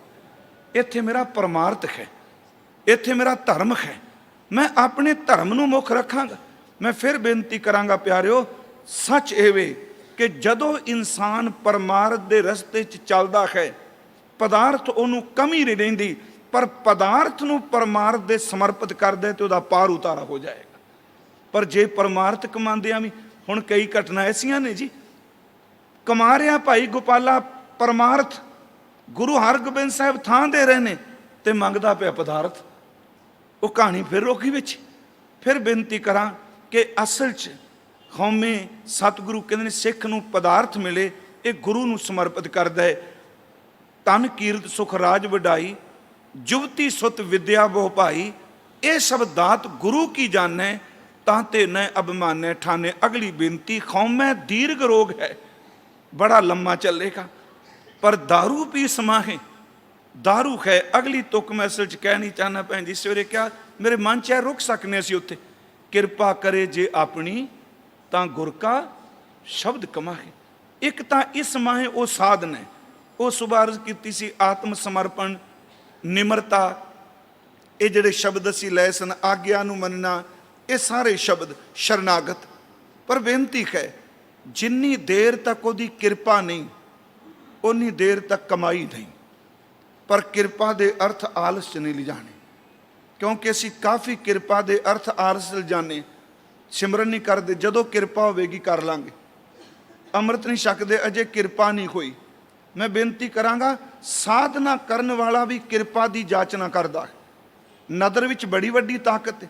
ਦੋ ਗੱਲਾਂ ਗੁਰੂ ਗ੍ਰੰਥ ਸਾਹਿਬ 'ਚ ਬੜੀਆਂ ਸਪਸ਼ਟ ਨੇ, ਇੱਕ ਕਰਮਵਾਦ ਹੈ, ਦੂਸਰਾ ਕਿਰਪਾਵਾਦ। ਮੈਂ ਲਫ਼ਜ਼ ਵਰਤਣਾ, ਕਰਮਵਾਦ ਕਹਿੰਦਾ ਹੈ ਵੀ ਜੋ ਕੰਮ ਕੀਤੇ ਨੇ ਸਜ਼ਾ ਭੁਗਤਣੀ ਪੈਣੀ ਹੈ। ਕਿਰਪਾ ਆਵਾਜ਼ ਦੇ ਕੇ ਕਰਮ ਤੋਂ ਉੱਪਰ ਹੋ ਜਾਂਦੀ ਹੈ। ਉਹ ਕਹਿੰਦੀ ਨਹੀਂ, ਜਦੋਂ ਕਿਰਪਾ ਵਰਤ ਜਾਏ ਉਦੋਂ ਕਰਮ ਵੀ ਕੱਟੇ ਜਾਂਦੇ। ਫਿਰ ਬੇਨਤੀ ਸੁਣਿਓ, ਇੱਕ ਹੈ ਕਰਮ ਫਿਲਾਸਫੀ, ਇੱਕ ਹੈ ਕਿਰਪਾ। ਜਿਹੜੇ ਕਰਮ ਨੇ ਇੱਕ ਇੱਕ ਕਰਮ ਦਾ ਲੇਖਾ ਹੈ, ਪਰ ਜਦੋਂ ਉਹਦੀ ਕਿਰਪਾ ਵਰਤਣ ਲੱਗ ਜਾਏ ਪਿਆਰਿਓ, ਉਦੋਂ ਕਰਮ ਵੀ ਖੰਡਨ ਹੋ ਜਾਂਦੇ ਨੇ। ਤੇ ਕਿਰਪਾ ਕਦੀ ਗੁਣ ਨਹੀਂ ਜੇ ਵਹਿੰਦੀ, ਕਿਰਪਾ ਕਦੀ ਬੰਦੇ ਦੀ ਨਿਮਰਤਾ ਨਹੀਂ ਵਹਿੰਦੀ। ਜਦੋਂ ਕਿਰਪਾ ਕਰਨ ਤੇ ਆਵੇ, ਅੱਤ ਦੇ ਹੰਕਾਰੀ ਨੂੰ ਵੀ ਧੋ ਕੇ ਰੱਖ ਦਿੰਦਾ। ਕਿਰਪਾ ਨਾਲ ਹੀ ਸ਼ਬਦ ਕਮਾਇਆ ਜਾਣ। ਆਓ ਥੋੜ੍ਹੀਆਂ ਜਿਹੀਆਂ ਬੇਨਤੀਆਂ ਮੈਂ ਕਰਾਂਗਾ। ਗੁਰੂ ਗ੍ਰੰਥ ਸਾਹਿਬ ਵਿੱਚ ਜਪ ਸਾਹਿਬ ਪਹਿਲੀ ਬਾਣੀ ਹੈ, ਜਪਜੀ ਸਾਹਿਬ। ਨਦਰ ਨਦਰੀ ਦੀ ਨਦਰ ਹੋਵੇ ਤਾਂ ਪਾਰ ਉਤਾਰਾ ਹੋਵੇਗਾ। ਗੁਰੂ ਗ੍ਰੰਥ ਸਾਹਿਬ ਵਿੱਚ ਹਰ ਚੀਜ਼ ਨੂੰ ਕਿਰਪਾ ਨਾਲ ਜੋੜ ਕੇ ਦੇਖੋ। ਕਿਰਪਾ ਕਰੇ ਜੇ ਆਪਣੀ, ਹਉਮੈ ਵੀ ਸ਼ਬਦ ਕਮਾਉਂਦੇ ਹਾਂ ਤੇ ਕਿਰਪਾ ਤੋਂ ਬਿਨਾਂ ਸ਼ਬਦ ਨਹੀਂ ਕਮਾਇਆ ਜਾਣਾ। ਗੁਰੂ ਨਾਨਕ ਸਾਹਿਬ ਦੇ ਅੰਮ੍ਰਿਤ ਬੋਲ ਨੇ। ਮੈਂ ਇੱਕ ਉਦਾਹਰਨ ਉਹ ਜੇ ਤੋਂ ਦੇ ਦੇਣਾ। ਦੇਖੋ, ਅਸੀਂ ਗੁਰਦੁਆਰੇ ਆਉਂਦੇ ਹਾਂ ਜੀਵਨ ਘੜਨ ਲਈ। ਫਿਰ ਮੇਰੀ ਬੇਨਤੀ, ਅਸਲੀ ਗੁਰਦੁਆਰਾ ਹੈ ਬੰਦਾ ਗੁਰੂ ਦਰ ਚੋਂ ਲੰਘ ਕੇ 100 ਦਰ ਤੱਕ ਪਹੁੰਚੇ। ਗੁਰਦੁਆਰਾ ਮੈਲ ਧੋਣ ਵਾਲੀ ਇੱਕ ਥਾਂ ਹੈ। ਗੁਰੂ ਦੁਆਰਾ ਹੋਏ ਸੋਝੀ ਪਾਏ ਸੀ, ਏਤ ਦੁਆਰਾ ਧੋਏ ਖੱਛਾ ਹੋਏ ਸੀ। ਇਹ ਮੈਲ ਧੋਣ ਵਾਲੀ ਇੱਕ ਥਾਂ ਹੈ, ਅੰਦਰ ਦੀ ਮੈਲ। ਸਤਿਗੁਰੂ ਨੇ ਕਿਹਾ, ਜਿਸ ਬੰਦੇ ਨੇ ਆਪਣੇ ਜੀਵਨ ਨੂੰ ਘੜਨਾ ਹੈ, ਸੱਚਮੁੱਚ ਆਪਣੀ ਜ਼ਿੰਦਗੀ 'ਚ ਉਹਨੇ ਕਾਮਯਾਬ ਹੋਣਾ, ਉਹਦੇ ਜੀਵਨ ਵਿੱਚ 7 ਗੁਣ ਹੋਣੇ ਅਤ ਲਾਜ਼ਮੀ ਨੇ। ਉਸ ਤੋਂ ਬਿਨਾਂ ਨਾ ਖਾਲਸਾ ਬਣ ਸਕਦਾ, ਨਾ ਹਉਮੈ ਤੋਂ ਛੁੱਟ ਸਕਦਾ, ਨਾ ਸਚਿਆਰ ਬਣ ਸਕਦਾ, ਖਿਮਾ ਕਰਿਓ, ਨਾ ਸਿੱਖ ਬਣ ਸਕਦਾ। ਉਹ 7 ਗੁਣਾਂ ਦੀ ਗੱਲ ਕਰਦਿਆਂ ਸਤਿਗੁਰਾਂ ਨੇ ਉਦਾਹਰਨ ਭਾਵੇਂ ਇੱਕ ਸੋਨਾ ਘੜਨ ਦੀ ਦਿੱਤੀ। ਤੁਸੀਂ ਬੇਨਤੀ ਮੇਰੀ ਸਮਝ ਗਓ, 38ਵੀਂ ਪੌੜੀ। ਉਹਦੇ ਵਿੱਚ ਸਭ ਤੋਂ ਪਹਿਲਾ ਗੁਣ ਇਹ ਵੇ, ਉਦਾਹਰਨ ਸੋਨੇ ਦੀ ਦਿੰਦਿਆਂ ਉਹਦੇ ਵਿੱਚ ਸੁਨਾਰ ਦੀ ਦੁਕਾਨ, ਸੁਨਾਰ ਦੀ ਭੱਠੀ, ਸੁਨਾਰ ਦੀ ਧੋਕਣੀ, ਸੁਨਾਰ ਦੀ ਐਰਨ ਜਿਹਦੇ ਤੇ ਸੋਨਾ ਕੁੱਟਦਾ, ਸੁਨਾਰ ਦੀ ਆਪਣੀ ਹਥੌੜਾ, ਸੁਨਾਰ ਦੀ ਬਾਲੀ ਕੋਈ ਅੱਗ, ਸੁਨਾਰ ਦੀ ਕੁਠਾਲੀ। ਇਹ ਚੀਜ਼ਾਂ ਨੇ ਨਾ ਪ੍ਰਮਾਣ ਜਿਹੜੇ ਨੇ ਉਹਦੇ ਸੰਦ ਜਿਹੜੇ ਨੇ। ਸਤਿਗੁਰੂ ਕਹਿੰਦੇ ਨੇ ਜੇ ਦੁਕਾਨ ਹੋਵੇ, ਜੇ ਕੁਠਾਲੀ ਹੋਵੇ, ਜੇ ਸੋਨਾ ਹੋਵੇ, ਅੱਗ ਬਲਦੀ ਹੋਵੇ, ਧੋਖਣੀ ਹੋਵੇ, ਪਿਆਰਿਓ ਇਹ ਸਾਰੀਆਂ ਚੀਜ਼ਾਂ ਹੋਣ ਤੇ ਸੋਨੇ ਦੀ ਮੈਲ ਵੀ ਖਤਮ ਹੋ ਜਾਂਦੀ ਏ, ਸੋਨਾ ਘੜਿਆ ਵੀ ਜਾਂਦਾ ਹੈ। ਸਤਿਗੁਰੂ ਕਹਿੰਦੇ ਨੇ ਜਿਹੜੀਆਂ 4-7 ਚੀਜ਼ਾਂ ਉਹ ਆਪਣੀ ਦੁਕਾਨ 'ਚ ਵਰਤਦਾ ਹੈ, ਉਹ ਤੂੰ ਆਤਮਿਕ ਜੀਵਨ 'ਚ 7 ਅਰਥ ਸਮਝਦਾ ਤੇ ਤੇਰਾ ਜੀਵਨ, ਤੇਰਾ ਸ਼ਬਦ ਵੀ ਘੜਿਆ ਜਾਏਗਾ। ਉਹ ਪਵਿੱਤਰ ਬਚਨ ਤੁਸੀਂ ਪੜ੍ਹਦੇ ਹੋ, ਜਤ ਪਹਾਰਾ ਧੀਰੇ ਸੁਨਿਆਰ। ਮੈਂ ਬੇਨਤੀ ਕਰਨੀ, ਕਿਰਪਾ ਕਰੇ ਜੇ ਆਪਣੀ, ਕਿਰਪਾ ਤੋਂ ਬਿਨਾ ਕੁਛ ਨਹੀਂ। ਬੇਨਤੀ ਹੈ ਬਸ ਆਹ ਸਭ ਤੋਂ ਵੱਡੀ ਗੱਲ ਕਿ ਨਦਰ ਤੇ ਕਿਰਪਾ ਮੰਗੋ। ਸੁਬਾਹ ਵੀ ਮੈਂ ਕਿਹਾ ਸੀ, ਇਹ ਉੱਠਿਆ ਸੀ ਮਨ 'ਚ ਵੀ ਕਿਰਪਾ ਕਿਵੇਂ ਮੰਗੀਏ, ਕਿਵੇਂ ਕਿਰਪਾ ਮੰਗੀਏ। ਤੇ ਮੈਂ ਕਿਹਾ ਸੀ ਪ੍ਰਸੰਨਤਾ ਮੰਗਣ ਦਾ ਪਹਿਲਾ ਤਰੀਕਾ ਹੈ ਹੁਕਮ ਮੰਨੋ। ਜਿਹੜਾ ਹੁਕਮ ਮੰਨੇਗਾ ਉਹ ਕਿਰਪਾ ਲਏਗਾ। ਮੈਂ ਸਵੇਰ ਵਾਲੀ ਗੱਲ ਦੁਹਰਾਉਣ ਲੱਗਾ, ਜੇ ਇੱਕ ਬੱਚਾ ਆਪਣੇ ਮਾਂ-ਬਾਪ ਦੇ ਹਰ ਹੁਕਮ ਨੂੰ ਮੰਨਦਾ ਹੈ, ਉਹ ਮਾਂ-ਬਾਪ ਦੀ ਰੱਜ ਕੇ ਪ੍ਰਸੰਨਤਾ ਲੈ ਜਾਂਦਾ। ਜੇ ਇੱਕ ਨੌਕਰ ਆਪਣੇ ਮਾਲਕ ਦੇ ਹੁਕਮ ਨੂੰ ਸੱਤ ਕਰਕੇ ਮੰਨਦਾ ਹੈ, ਉਹ ਮਾਲਕ ਦੀ ਖੁਸ਼ੀ ਲੈ ਜਾਂਦਾ ਹੈ। ਜੇ ਇੱਕ ਪਤਨੀ ਆਪਣੇ ਪਤੀ ਦੇ ਹੁਕਮ ਨੂੰ ਸੱਤ ਕਰਕੇ ਮੰਨਦੀ ਏ, ਉਹ ਪਤੀ ਦੀ ਖੁਸ਼ੀ ਲੈ ਜਾਂਦੀ ਏ। ਜਿਹੜਾ ਬੰਦਾ ਰੱਬ ਤੇ ਗੁਰੂ ਦੇ ਹੁਕਮ ਨੂੰ ਸੱਤ ਕਰਕੇ ਮੰਨਦਾ ਹੈ, ਹੁਕਮ ਮੰਨਣ ਵਾਲਾ ਹੀ ਕਿਰਪਾ ਲੈ ਜਾਂਦਾ। ਸਭ ਤੋਂ ਪਹਿਲਾਂ ਹੁਕਮ ਮੰਨੀਏ, ਜੋ ਤੂੰ ਕੀਤਾ ਠੀਕ। ਦੇਖੋ ਤੇ ਸ਼ਬਦ ਕਹੇ ਜਤ ਪਹਾਰਾ, ਪਹਿਲੀ ਗੱਲ ਤੇਰਾ ਕਰੈਕਟਰ ਉੱਚਾ ਹੋਵੇ, ਤੇਰਾ ਜਤ। ਜਤ ਦਾ ਅਰਥ ਬਹੁਤ ਗਹਿਰਾ। ਅੱਗੇ ਮੈਂ ਅਰਜ਼ ਕਰਨੀ ਹੈ ਸੰਤੋਖ ਵਾਲੇ ਸ਼ਬਦ 'ਚ। ਮੇਰੇ ਮਨ 'ਚ ਐਸੀ ਸੰਤੋਖ ਦੇ ਅਰਥ ਕੱਲਾ ਧਨ ਕਰਾਂਦੇ ਤੇ ਪਰਮਾਰਥ ਨਹੀਂ ਸਿੱਧ ਹੋਣਾ। ਹਜ਼ੂਰ ਨੇ ਕਿਹਾ ਪਹਿਲੀ ਗੱਲ ਤੇਰਾ ਆਚਰਨ, ਤੇਰਾ ਕਰੈਕਟਰ। ਇਹਨੂੰ ਸਿਆਣੇ ਲੋਕ ਕਹਿੰਦੇ ਇੰਦਰੀਆਂ ਤੇ ਸੰਜਮ ਪਾ ਲੈਣਾ। ਜਿਸ ਬੰਦੇ ਦੀਆਂ ਇੰਦਰੀਆਂ ਤੇ ਸੰਜਮ ਨਹੀਂ, ਗੁਰਮੁਖੋ ਸਚਿਆਰ ਨਹੀਂ ਹੋ ਸਕਦਾ। ਪਰ ਇੰਦਰੀਆਂ ਦਾ ਸੰਜਮ ਵੀ ਮਨ ਉੱਤੇ ਵੀ। ਮੈਨੂੰ ਯਾਦ ਹੈ ਕ੍ਰਿਸ਼ਨ ਜੀ ਨੇ ਅਰਜੁਨ ਦਾ ਸਵਾਲ ਦਾ ਉੱਤਰ ਦਿੱਤਿਆਂ ਕਿਹਾ ਸੀ, ਉਹਨੇ ਪੁੱਛਿਆ ਸੀ ਭਗਵਾਨ ਅਸੀਂ ਸੰਸਾਰ 'ਚ ਵਿਚਰਨੇ, ਗ੍ਰਸਤੀ ਬੰਦਾ ਵਿਚਰਦਾ, ਜਦੋਂ ਬਾਜ਼ਾਰ ਜਾਏਗਾ ਉਹਦੀਆਂ ਇੰਦਰੀਆਂ ਬਾਹਰ ਮੁਖੀ ਹੋਣ ਤੋਂ ਬਿਨਾਂ ਕੰਮ ਕਿਵੇਂ ਚੱਲੇਗਾ? ਤੁਸੀਂ ਬੈਠੇ ਹੋ ਦੁਕਾਨ ਤੇ ਜਿੰਨੇ ਚਿਹਰੇ ਬਾਹਰੋਂ ਲੰਘਦੇ ਨੇ ਉਹਨਾਂ ਨੂੰ ਦੇਖਣ ਤੋਂ ਬਿਨਾਂ ਕੰਮ ਚੱਲ ਸਕੇਗਾ? ਇੱਕ ਗ੍ਰਸਤੀ ਬੰਦਾ ਜਿਹੜਾ ਕਾਰ ਵਿਹਾਰ ਕਰਦਾ ਉਹਦੀਆਂ ਇੰਦਰੀਆਂ ਬਾਹਰ ਮੁਖੀ ਹੋਣਗੀਆਂ। ਬੜੀ ਸੋਹਣੀ ਗੱਲ ਕੀ ਕ੍ਰਿਸ਼ਨ ਜੀ ਨੇ, ਕਹਿਣ ਲੱਗੇ ਅਰਜੁਨ ਕੱਛੂ ਕੁੰਮੀ ਦੇਖੀ? ਕੱਛੂ ਕੁੰਮਾ ਦੇਖਿਆ? ਕਹਿਣ ਲੱਗੇ ਹਾਂ। ਕਹਿੰਦੇ ਨੇ ਉਹਦੇ ਚਾਰੇ ਪੈਰ ਬਾਹਰ ਨਿਕਲਦੇ ਨੇ, ਸਿਰੀ ਬਾਹਰ ਨਿਕਲਦੀ ਸਿਰ ਉਹਦਾ। ਜਦੋਂ ਉਹਨੂੰ ਲੋੜ ਪੈਂਦੀ ਉਹ ਪੈਰ ਵੀ ਬਾਹਰ ਕੱਢਦਾ, ਸਿਰ ਵੀ ਬਾਹਰ ਕੱਢਦਾ। ਜਦੋਂ ਖਤਰਾ ਭਾਸਦਾ ਉਹਨਾਂ ਸਾਰਿਆਂ ਨੂੰ ਆਪਣੇ ਅੰਦਰ ਸੰਕੋਚ ਲੈਂਦਾ।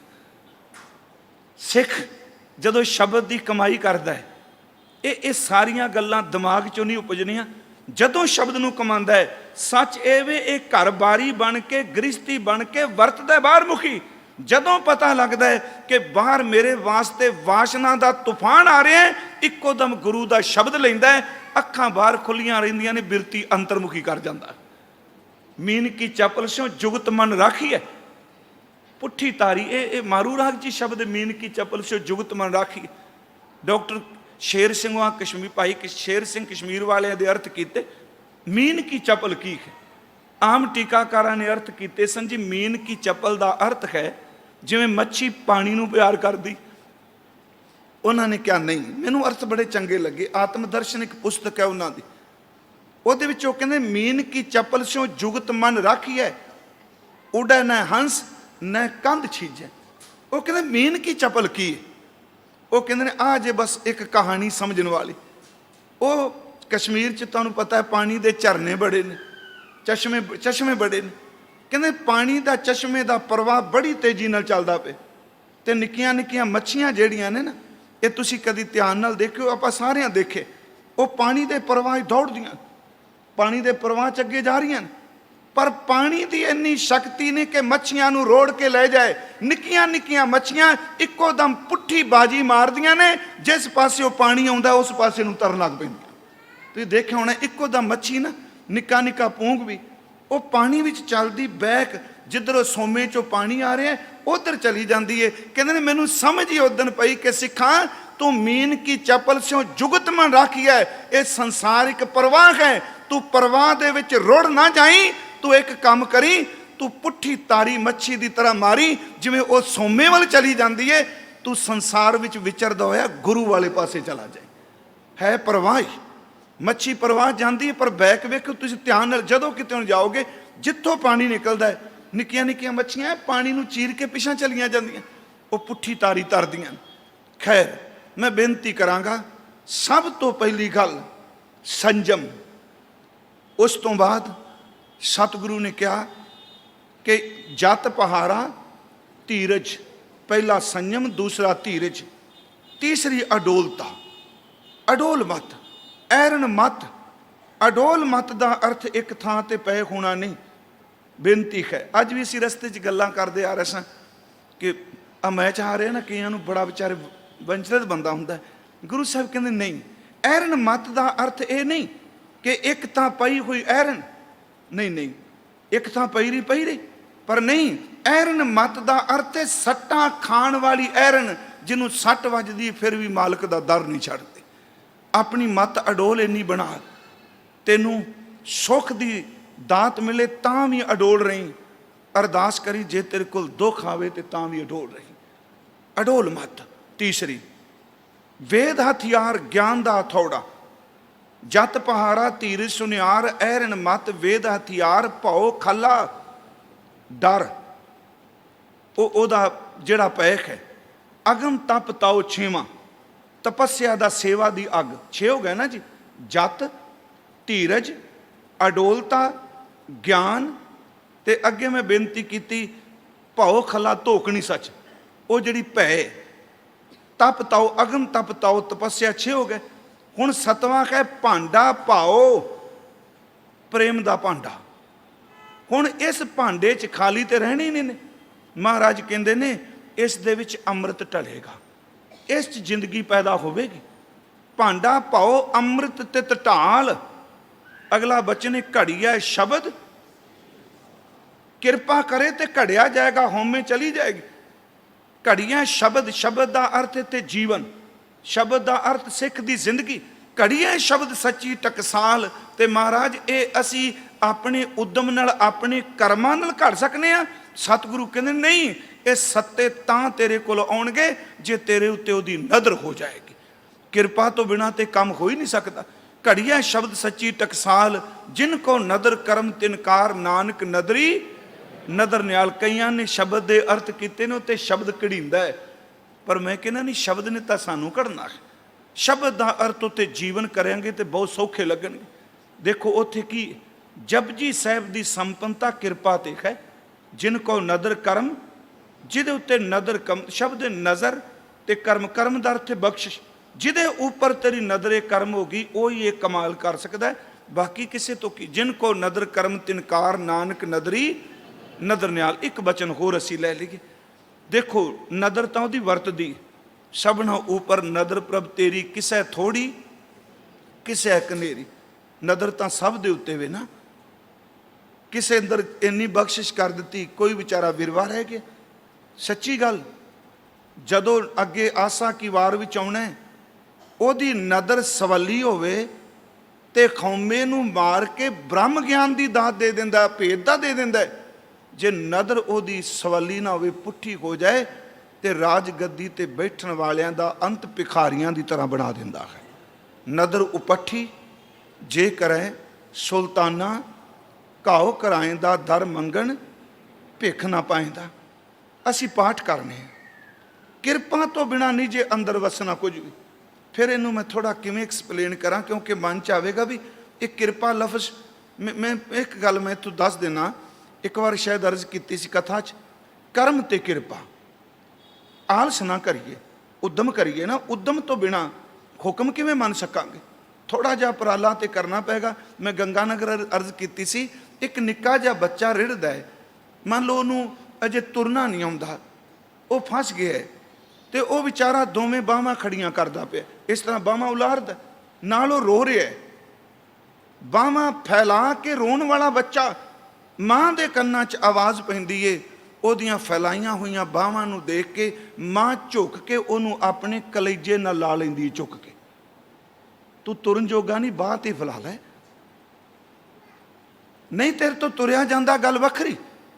तू छड्ड परां, तेरे तो नहीं गुरमत कमाई जाती, तेरे तो नहीं मन टिकदा पिया। घट्टो घट इन्नी साधना कर लै, बच्चा नहीं तुर सकता, बच्चा नहीं बोल सकता, वो सिर्फ बाहां फैला के रो सकता है। तू गुरु दे कोल बाहां फैला के रोला, गुरु अपने आप चुक के तेनू चुक लवेगा, अपने सीने ना लाएगा। फिर बेनती है कि कर्म, किरपा, नदर। सतगुरु कहते असीं बाणी दा कीर्तन करने, कर्म है ना जी, बख्शिश इदू बाद वरतदी। गुरु अमरदास दे बोल तुसी रोज़ पढ़ते हो, आवो सिख सतगुरु के प्यारिओ गावो सच्ची बाणी। केड़ी बाणी? बाणी तां गावो गुरु केरी बाणियां सिर बाणी। अगे महाराज कहते हैं कि सारे गाउण वालियां दे अंदर वस गई? नहीं वसी, गा रहे ने सारे, मैं भी कथा कर रहा।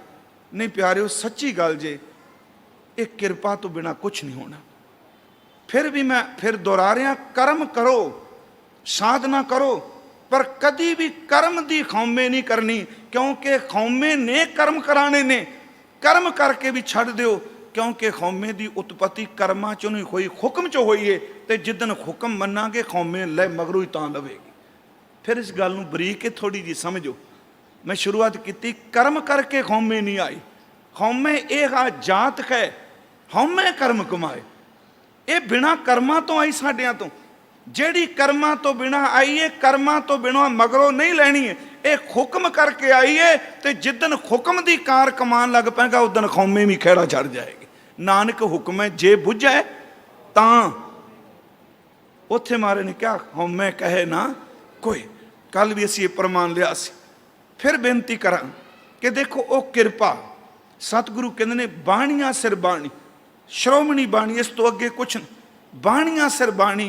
महाराज कहते ने गाओ सारे, सुनो सारे, पर एक गल चेते रखियो, जिनको नदर कर्म होवे खिरदै तिना समानी। किरपा करे जे अपनी, जिस उपर तेरी नदर होई उस दे अंदरे समाएगी। महाराज कहते ने जिनको नदर कर्म होवे हिरदै तिना समानी। मैं प्रमाण तुहानूं देन लगा भी किरपा की खेड़ वरदी। कर्म मान लो तुसी, असां घर च एक पेड़ा लाया, अंब दा पेड़ा ला लिया, फलदार कोई रुख लाया अपने बगीचे या खेत च, असी कर्म की करना तो किरपा की हुंदी। सानू पता लग गया भी मौसम ठंड का आ गया है।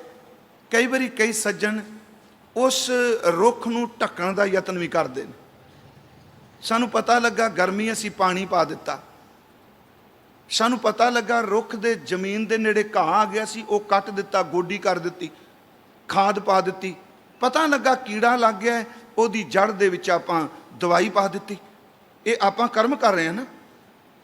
गोडी कर्म है, पानी लाना कर्म है, बेनती एवे दवाई पाना कर्म है।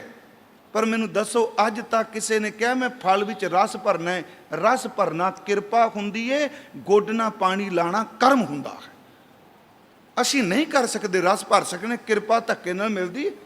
ये तां दात जोत खसमै वडियाई, ये खसम दे हथ विच।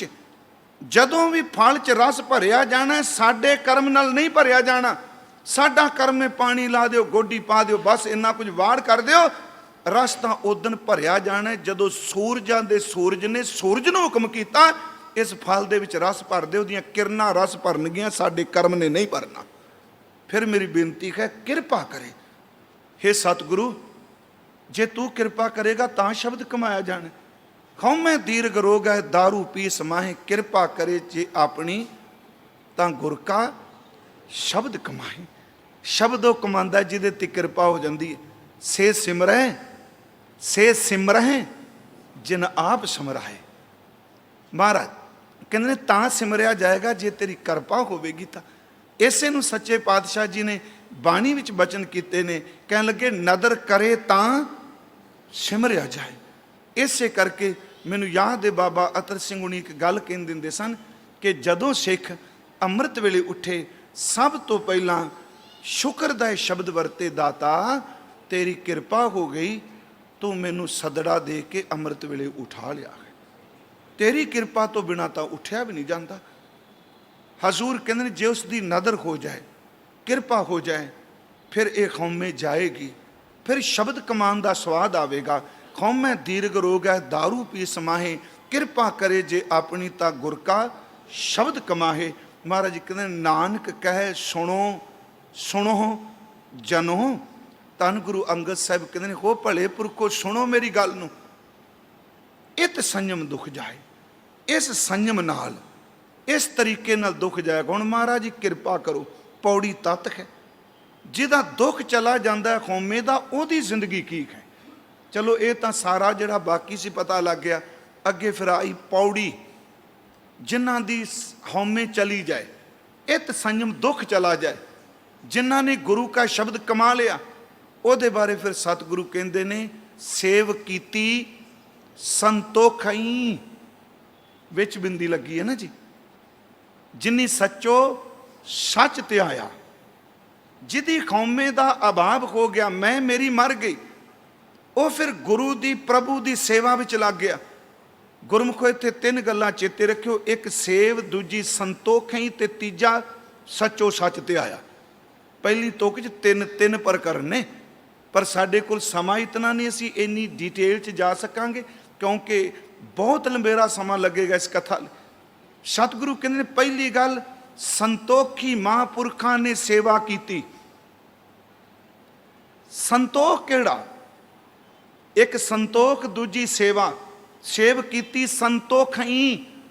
केड़ा संतोख? गल्लां वाला संतोख, मजबूरी वाला संतोख, जां सच दे सिमरन चों निकलिया संतोख? मैं फिर शब्द वरते ने, गल्लां वाला संतोख, मजबूरी वाला संतोख, कि सच चों निकलिया संतोख? क्योंकि कई बारी बंदे नूं कुछ मिले ना, यतन करदा मैनूं मिल जाए, ना मिले उन्होंने मजबूरी है, नहीं मिलिया कहता नहीं नहीं आपां तां संतोख च जीने आ। नहीं, वो संतोख च नहीं जी रहा, उसकी मजबूरी बन गई। संतोख कहना अंदर जे मंगदा पे मैनूं मिलना चाहिए, मजबूरी वाला संतोख ने। बेनती अगली गल्लां वाला संतोख ने कि नहीं जी असीं तां बिल्कुल संतोखी हैं, सानूं कुछ नहीं चाहिए। सतगुरु कहते कई लोग अपने अंदर दी खविश नूं गल्लां दे संतोख थले दबाना चाहते हैं, पर अंदर संतोख है नहीं। ये फिर सुनियो, संतोखी ही सेवा करदा पे कर सकता है। महापुरख संतोख वाले, संतोख जिहड़ा सच विचों पैदा होया है, संतोख जिहड़ा सिमरन चों पैदा होया है। प्यारिओ, जिहड़ा सिमरन चों संतोख पैदा हुंदा है वो अंदर कदी भी ईरखालू नहीं हुंदा।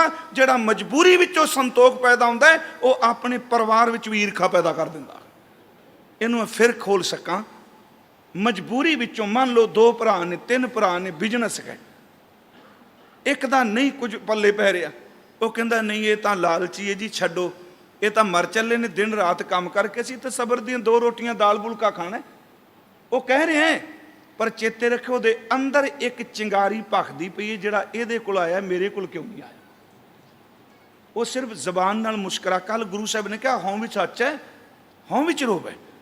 ਉਹਦੇ हासे पिछे भी खौमे है, ਜਿਹੜਾ सच विचों निकलिया संतोख। फिर वो संतोख कला पैसे देने। आओ थोड़ा जिहा मैं प्रकरण शुरू कर देना है, यतन करांगा सुबह सतगुरु किरपा करने पौड़ी डिटेल नाल असी विचार सकी। गुरमुखो, तृष्णा किन्ने तरह की है, असी सिर्फ अर्थ कर रहे हैं तृष्णा दे धन नाल। ये बंदा तृष्णालू, ये धन का लालची है, ये जमीन का लालची है, ये इस तरह नहीं। थोड़ा जिहा इस बॉडी वाल झाती मार के देखो, जिवें खौमे पूरी शरीर के पुतले नूं काबू करी बैठी है, तृष्णा एक एक अंग नूं काबू करी बैठी है। सच विचों निकलिया संतोख पैसे का संतोख नहीं, सच विचों उपजा होया संतोख। तृप्त पई सच भोजन खाया, मन तन रसना नाम ते आया। वो संतोख केड़ा है? पहला मैं बेनती करांगा, तृष्णा एक शब्द मैं पढ़ देना, ਉਹਦੇ ਵਿੱਚੋਂ मैनू पाठ कर दें जी। तीन तरह की तृष्णा गुरुदेव ने जी कही। एक तृष्णा है धन की, दूसरी तृष्णा है जीव की ते ढिड की, तीसरी तृष्णा है कामुक की, कामता की। ये तिन्हां दा जिक्र महाराज जी ने किया। ਇਹਦਾ मतलब फिर तिन्हां दा संतोख भी ਵੱਖਰਾ कोई अर्थ रखता। वो शब्द है वड्डे वड्डे राजन अर भूमन ताकि तृष्णा बूझी। भूमन दा अर्थ जिमीदार, जिहदे कोल जमीन, लैंड लॉर्ड, जिहदे कोल बहुत सारा जमीन होवे, खेत होण, ਕਹਿੰਦੇ ਉਹਦੀ ਤ੍ਰਿਸ਼ਨਾ ਵੀ ਨਹੀਂ ਬੁੱਝੀ। ਉਹ ਕਹਿੰਦਾ ਨਾਲ ਦਾ ਕਿੱਲਾ ਵੀ ਮੇਰੇ ਕੋਲ ਹੋ ਜਾਣਾ ਚਾਹੀਦਾ, ਆ ਨਾਲ ਦਾ ਪਲਾਟ ਜੇ ਮਿਲ ਗਿਆ ਨਾ ਫਿਰ ਬੜੀ ਮੌਜ ਲੱਗ ਜਾਏਗੀ, ਭਾਵੇਂ ਛੱਤਣ ਵਾਸਤੇ ਜੀ ਇੰਨੇ ਨਾ ਹੋਣ, ਉਹ ਭੁੱਖ ਤੇ ਹੈ ਨਾ ਕਿ ਮੇਰੀ ਜ਼ਮੀਨ ਵਧੇ। ਦੂਸਰੀ ਗੱਲ ਕਿ ਰਾਜਾ ਧਨ ਵਾਲਾ ਉਹ ਚਾਹੁੰਦਾ ਵੀ ਜੇ ਇੰਨਾ ਖਜ਼ਾਨਾ ਹੋਇਆ ਹੋਰ ਇਕੱਠਾ ਹੋ ਜਾਏ। ਸਤਿਗੁਰੂ ਕਹਿੰਦੇ ਨੇ ਇੱਕ ਤ੍ਰਿਸ਼ਨਾ ਹੈ ਧਨ ਦੀ, ਜ਼ਮੀਨ ਦੀ। ਉੱਥੇ ਸਤਿਗੁਰੂ ਨੇ ਰਾਜਨ ਤੇ ਭੂਮਨ ਸ਼ਬਦ ਵਰਤੇ, ਰਾਜਾ ਤੇ ਜ਼ਿਮੀਦਾਰ। ਇਹਦਾ ਮਤਲਬ ਇਹਦਾ ਸੰਬੰਧ ਪੇਟ ਦੀ ਭੁੱਖ ਨਾਲ ਨਹੀਂ, ਇਹਦਾ ਸੰਬੰਧ ਕਾਮਕ ਬਿਰਤੀ ਨਾਲ ਨਹੀਂ, ਇਹਦਾ ਸੰਬੰਧ ਮਨ ਵਿੱਚੋਂ ਉੱਠੀ ਹੋਈ ਉਸ ਤ੍ਰਿਸ਼ਨਾ ਨਾਲ ਹੈ ਕਿ ਸਭ ਕੁਝ ਮੇਰਾ ਹੋਵੇ। ਵੱਡੇ ਵੱਡੇ ਰਾਜਨ ਅਰ ਭੂਮਨ ਤਾਂ ਕੀ ਤ੍ਰਿਸ਼ਨ ਨਾ ਬੂਝੀ, ਲਪਟ ਰਹੇ ਮਾਇਆ ਰੰਗ ਮਾਤੇ ਲੋਚਨ ਕਛੂ ਨਾ ਸੁਝੀ। ਮਸਤ ਨੇ ਮਾਇਆ 'ਚ, ਅੱਖਾਂ ਨੂੰ ਸਮਝ ਹੀ ਨਹੀਂ ਪੈ ਰਹੀ। ਅੱਗੇ ਮਹਾਰਾਜ ਕਹਿੰਦੇ ਵਿਖਿਆ ਮੈਂ ਕਿੰਨੀ ਤ੍ਰਿਪਤ ਨਾ ਪਾਈ, ਜਿਉਂ ਪਾਵਕ ਈਂਧਨ ਨਹੀਂ ਧਰਾਪੈ ਬਿਨਾਰ ਕਹਾਂ ਆਗਾਹੀ। ਲੱਕੜਾਂ ਅੱਗ ਉੱਤੇ ਸੱਟੀ ਜਾਓ, ਬਾਲਣ ਪਾਈ ਜੋ ਅੱਗ ਤੇ, ਕਦੀ ਅੱਗ ਰਜਦੀ, ਕਦੀ ਨਹੀਂ ਕੋਈ ਰਚਿਆ। ਮਹਾਰਾਜ ਕਹਿੰਦੇ ਵਿਖਿਆ ਮੈਂ ਇਸ ਜ਼ਹਿਰ 'ਚ, ਇਸ ਤ੍ਰਿਸ਼ਨਾ 'ਚ ਕੋਈ ਰਜਿਆ ਨਹੀਂ। ਵਿਖਿਆ ਮੈਂ ਕਿੰਨੀ ਤ੍ਰਿਪਤ ਨਾ ਪਾਈ, ਜਿਉਂ ਪਾਵਕ ਈਂਧਨ ਨਹੀਂ ਧਰਾਪੈ ਬਿਨਾਰ ਕਹਾਂ ਆਗਾਹੀ। ਅੱਗੇ ਮਹਾਰਾਜ ਕਹਿੰਦੇ ਨੇ ਦਿਨ ਦਿਨ ਕਰਤ ਭੋਜਨ ਬਹੁ ਬਿੰਜਨ, ਤਾਂ ਕਿ ਮਿਟੈ ਨਾ ਭੂਖਾ। ਸੁਣੋ, ਪਹਿਲਾ ਰਾਜਨ ਔਰ ਭੂਮਨ ਆ ਗਿਆ, ਉੱਥੇ ਨਹੀਂ ਕਿਹਾ ਵੀ ਜੀਵ ਦਾ ਚਸਕਾ। ਮੇਰੀ ਬੇਨਤੀ ਹੈ ਸੰਤੋਖ ਦੇ ਅਰਥ ਕੇਵਲ ਇਹ ਨਾ ਕਰੀਏ ਕਿ ਜਿਹੜਾ ਪਰਿਵਾਰ ਨੂੰ ਛੱਡ ਕੇ ਝੌਂਪੜੀ 'ਚ ਰਹਿ ਰਿਹਾ, ਗੁਰਦੁਆਰੇ ਰਹਿ ਰਿਹਾ, ਉਹ ਹੀ ਸੇਵਾ ਕਰਦਾ ਹੈ। ਸੰਤੋਖ ਦੇ ਅਰਥ ਨੇ ਜਿਹੜਾ ਮਨ ਕਰਕੇ, ਪੇਟ ਕਰਕੇ, ਇੰਦਰੀਆਂ ਕਰਕੇ ਪੂਰਨ ਤੌਰ ਤੇ ਰੱਜ ਗਿਆ ਹੈ, ਜਿਹਦੇ ਅੰਦਰ ਕਿਸੇ ਤਰ੍ਹਾਂ ਦੀ ਭੁੱਖ ਨਹੀਂ। ਮਹਾਰਾਜ ਦੂਜੀ ਤ੍ਰਿਸ਼ਨਾ ਦਾ ਜ਼ਿਕਰ ਕਰਦੇ ਨੇ ਕਿ ਦਿਨ ਦਿਨ ਕਰਤ ਭੋਜਨ ਬਹੁ ਬਿੰਜਨ, ਦਿਨ ਰਾਤ ਅਸੀਂ ਛਕਨੇ ਪਏ ਹਾਂ। ਦੇਖੋ ਇਹ ਬਿਲਕੁਲ ਨਹੀਂ ਰਚੀ, ਇਹਨੇ ਰੱਜਣਾ ਵੀ। ਮਹਾਰਾਜ ਨੇ ਤੇ ਕਿਹਾ ਅਣਰਸ ਵਾਲੀ ਕਿੱਥੇ ਰੱਜੇਗੀ ਜਿੰਨੀ ਦੇਰ ਤੱਕ ਰਾਮ ਰਸ ਨਹੀਂ ਪੀਂਦੀ। ਦਿਨ ਦਿਨ ਕਰਤ ਭੋਜਨ ਬਹੁ ਬਿੰਜਨ, ਤਾਂ ਕਿ ਮਿਟੈ ਨਾ ਭੂਖਾ, ਉਦਮ ਕਰੇ ਸਵਾਨ ਕੀ ਨਾਈ, ਚਾਰੇ ਕੁੰਟਾ ਕੋਖਾ। ਉੱਥੇ ਕੁੱਤੇ ਵਾਲੀ ਬਿਰਤੀ ਕਹੀ, ਕਿਉਂਕਿ ਕੁੱਤੇ ਦੀ ਜੀਭ ਕਦੀ ਰੱਜਦੀ ਨਹੀਂ। ਇਹਨੂੰ ਮੇਰੀ ਬੇਨਤੀ, ਕਿਸੇ ਨੂੰ ਟਾਰਗੇਟ ਬਣਾ ਕੇ ਨਹੀਂ, ਇਹ ਬੰਦੇ ਦੀ ਸਮੱਸਿਆ ਹੈ, ਜੀਭ ਨਹੀਂ ਰੱਜਦੀ। ਮੈਨੂੰ ਯਾਦ ਹੈ ਮੈਂ ਸੂਫੀਆਂ ਦੇ ਸਾਹਿਤ 'ਚ ਪੜ੍ਹਿਆ ਸੀ ਕਿ ਇੱਕ ਵਾਰ ਕਿਸੇ ਨੇ ਪ੍ਰਸ਼ਾਦਾ ਵਰਜਿਆ ਸੀ ਕਿਸੇ ਸਾਧੂ ਦਾ, ਤੇ ਜਦੋਂ ਉਹਨੇ ਪਰੋਸ ਕੇ ਰੱਖਿਆ, ਗ੍ਰਸਤੀ ਸੀ ਬੰਦਾ, ਸਾਦਾ ਜਿਹਾ, ਇੰਨਾ ਕੁਛ ਹੈ ਨਹੀਂ ਸੀ। ਉਹ ਜਿਹੜਾ ਭੋਜਨ ਛਕਣ ਆਇਆ ਉਹਨੇ ਥਾਲ ਦੇਖ ਕੇ ਕਿਹਾ ਬਸ ਇੰਨਾ ਕੁਛ ਹੀ। ਸਿੱਖ ਦਾ ਕੰਮ ਕੇਵਲ ਢਿੱਡ ਭਰਨਾ ਨਹੀਂ, ਸਿੱਖ ਨੇ ਪੇਟ 'ਚ ਤਾਂ ਪਾਣਾ ਮੈਂ ਜੀ ਕੇ ਬੰਦਗੀ ਕਰ ਸਕਾਂ। ਉਹਨੀ ਦੁਨੀਆ ਤੋੜੇ ਬੰਦਨਾ ਅਨ ਪਾਣੀ ਥੋੜਾ ਗਾ। ਇਹ ਪੌੜੀ ਤਾਂ ਸਿਖਰ ਹੈ ਜੀ ਸਿੱਖੀ ਦਾ। ਕੈਸਾ ਹੁੰਦਾ ਸਿੱਖ? ਉਹਨੇ ਕਿਹਾ ਜੋ ਮੇਰੇ ਕੋਲ ਸੀ ਮੈਂ ਗਰੀਬ ਨੇ ਦੇ ਦਿੱਤਾ। ਕਹਿੰਦਾ ਫਿਰ ਤੂੰ ਮੈਨੂੰ ਬੁਲਾਇਆ ਕਿਉਂ ਜੇ ਤੇਰੇ ਕੋਲ ਇੰਨਾ ਕੁਛ ਸੀ?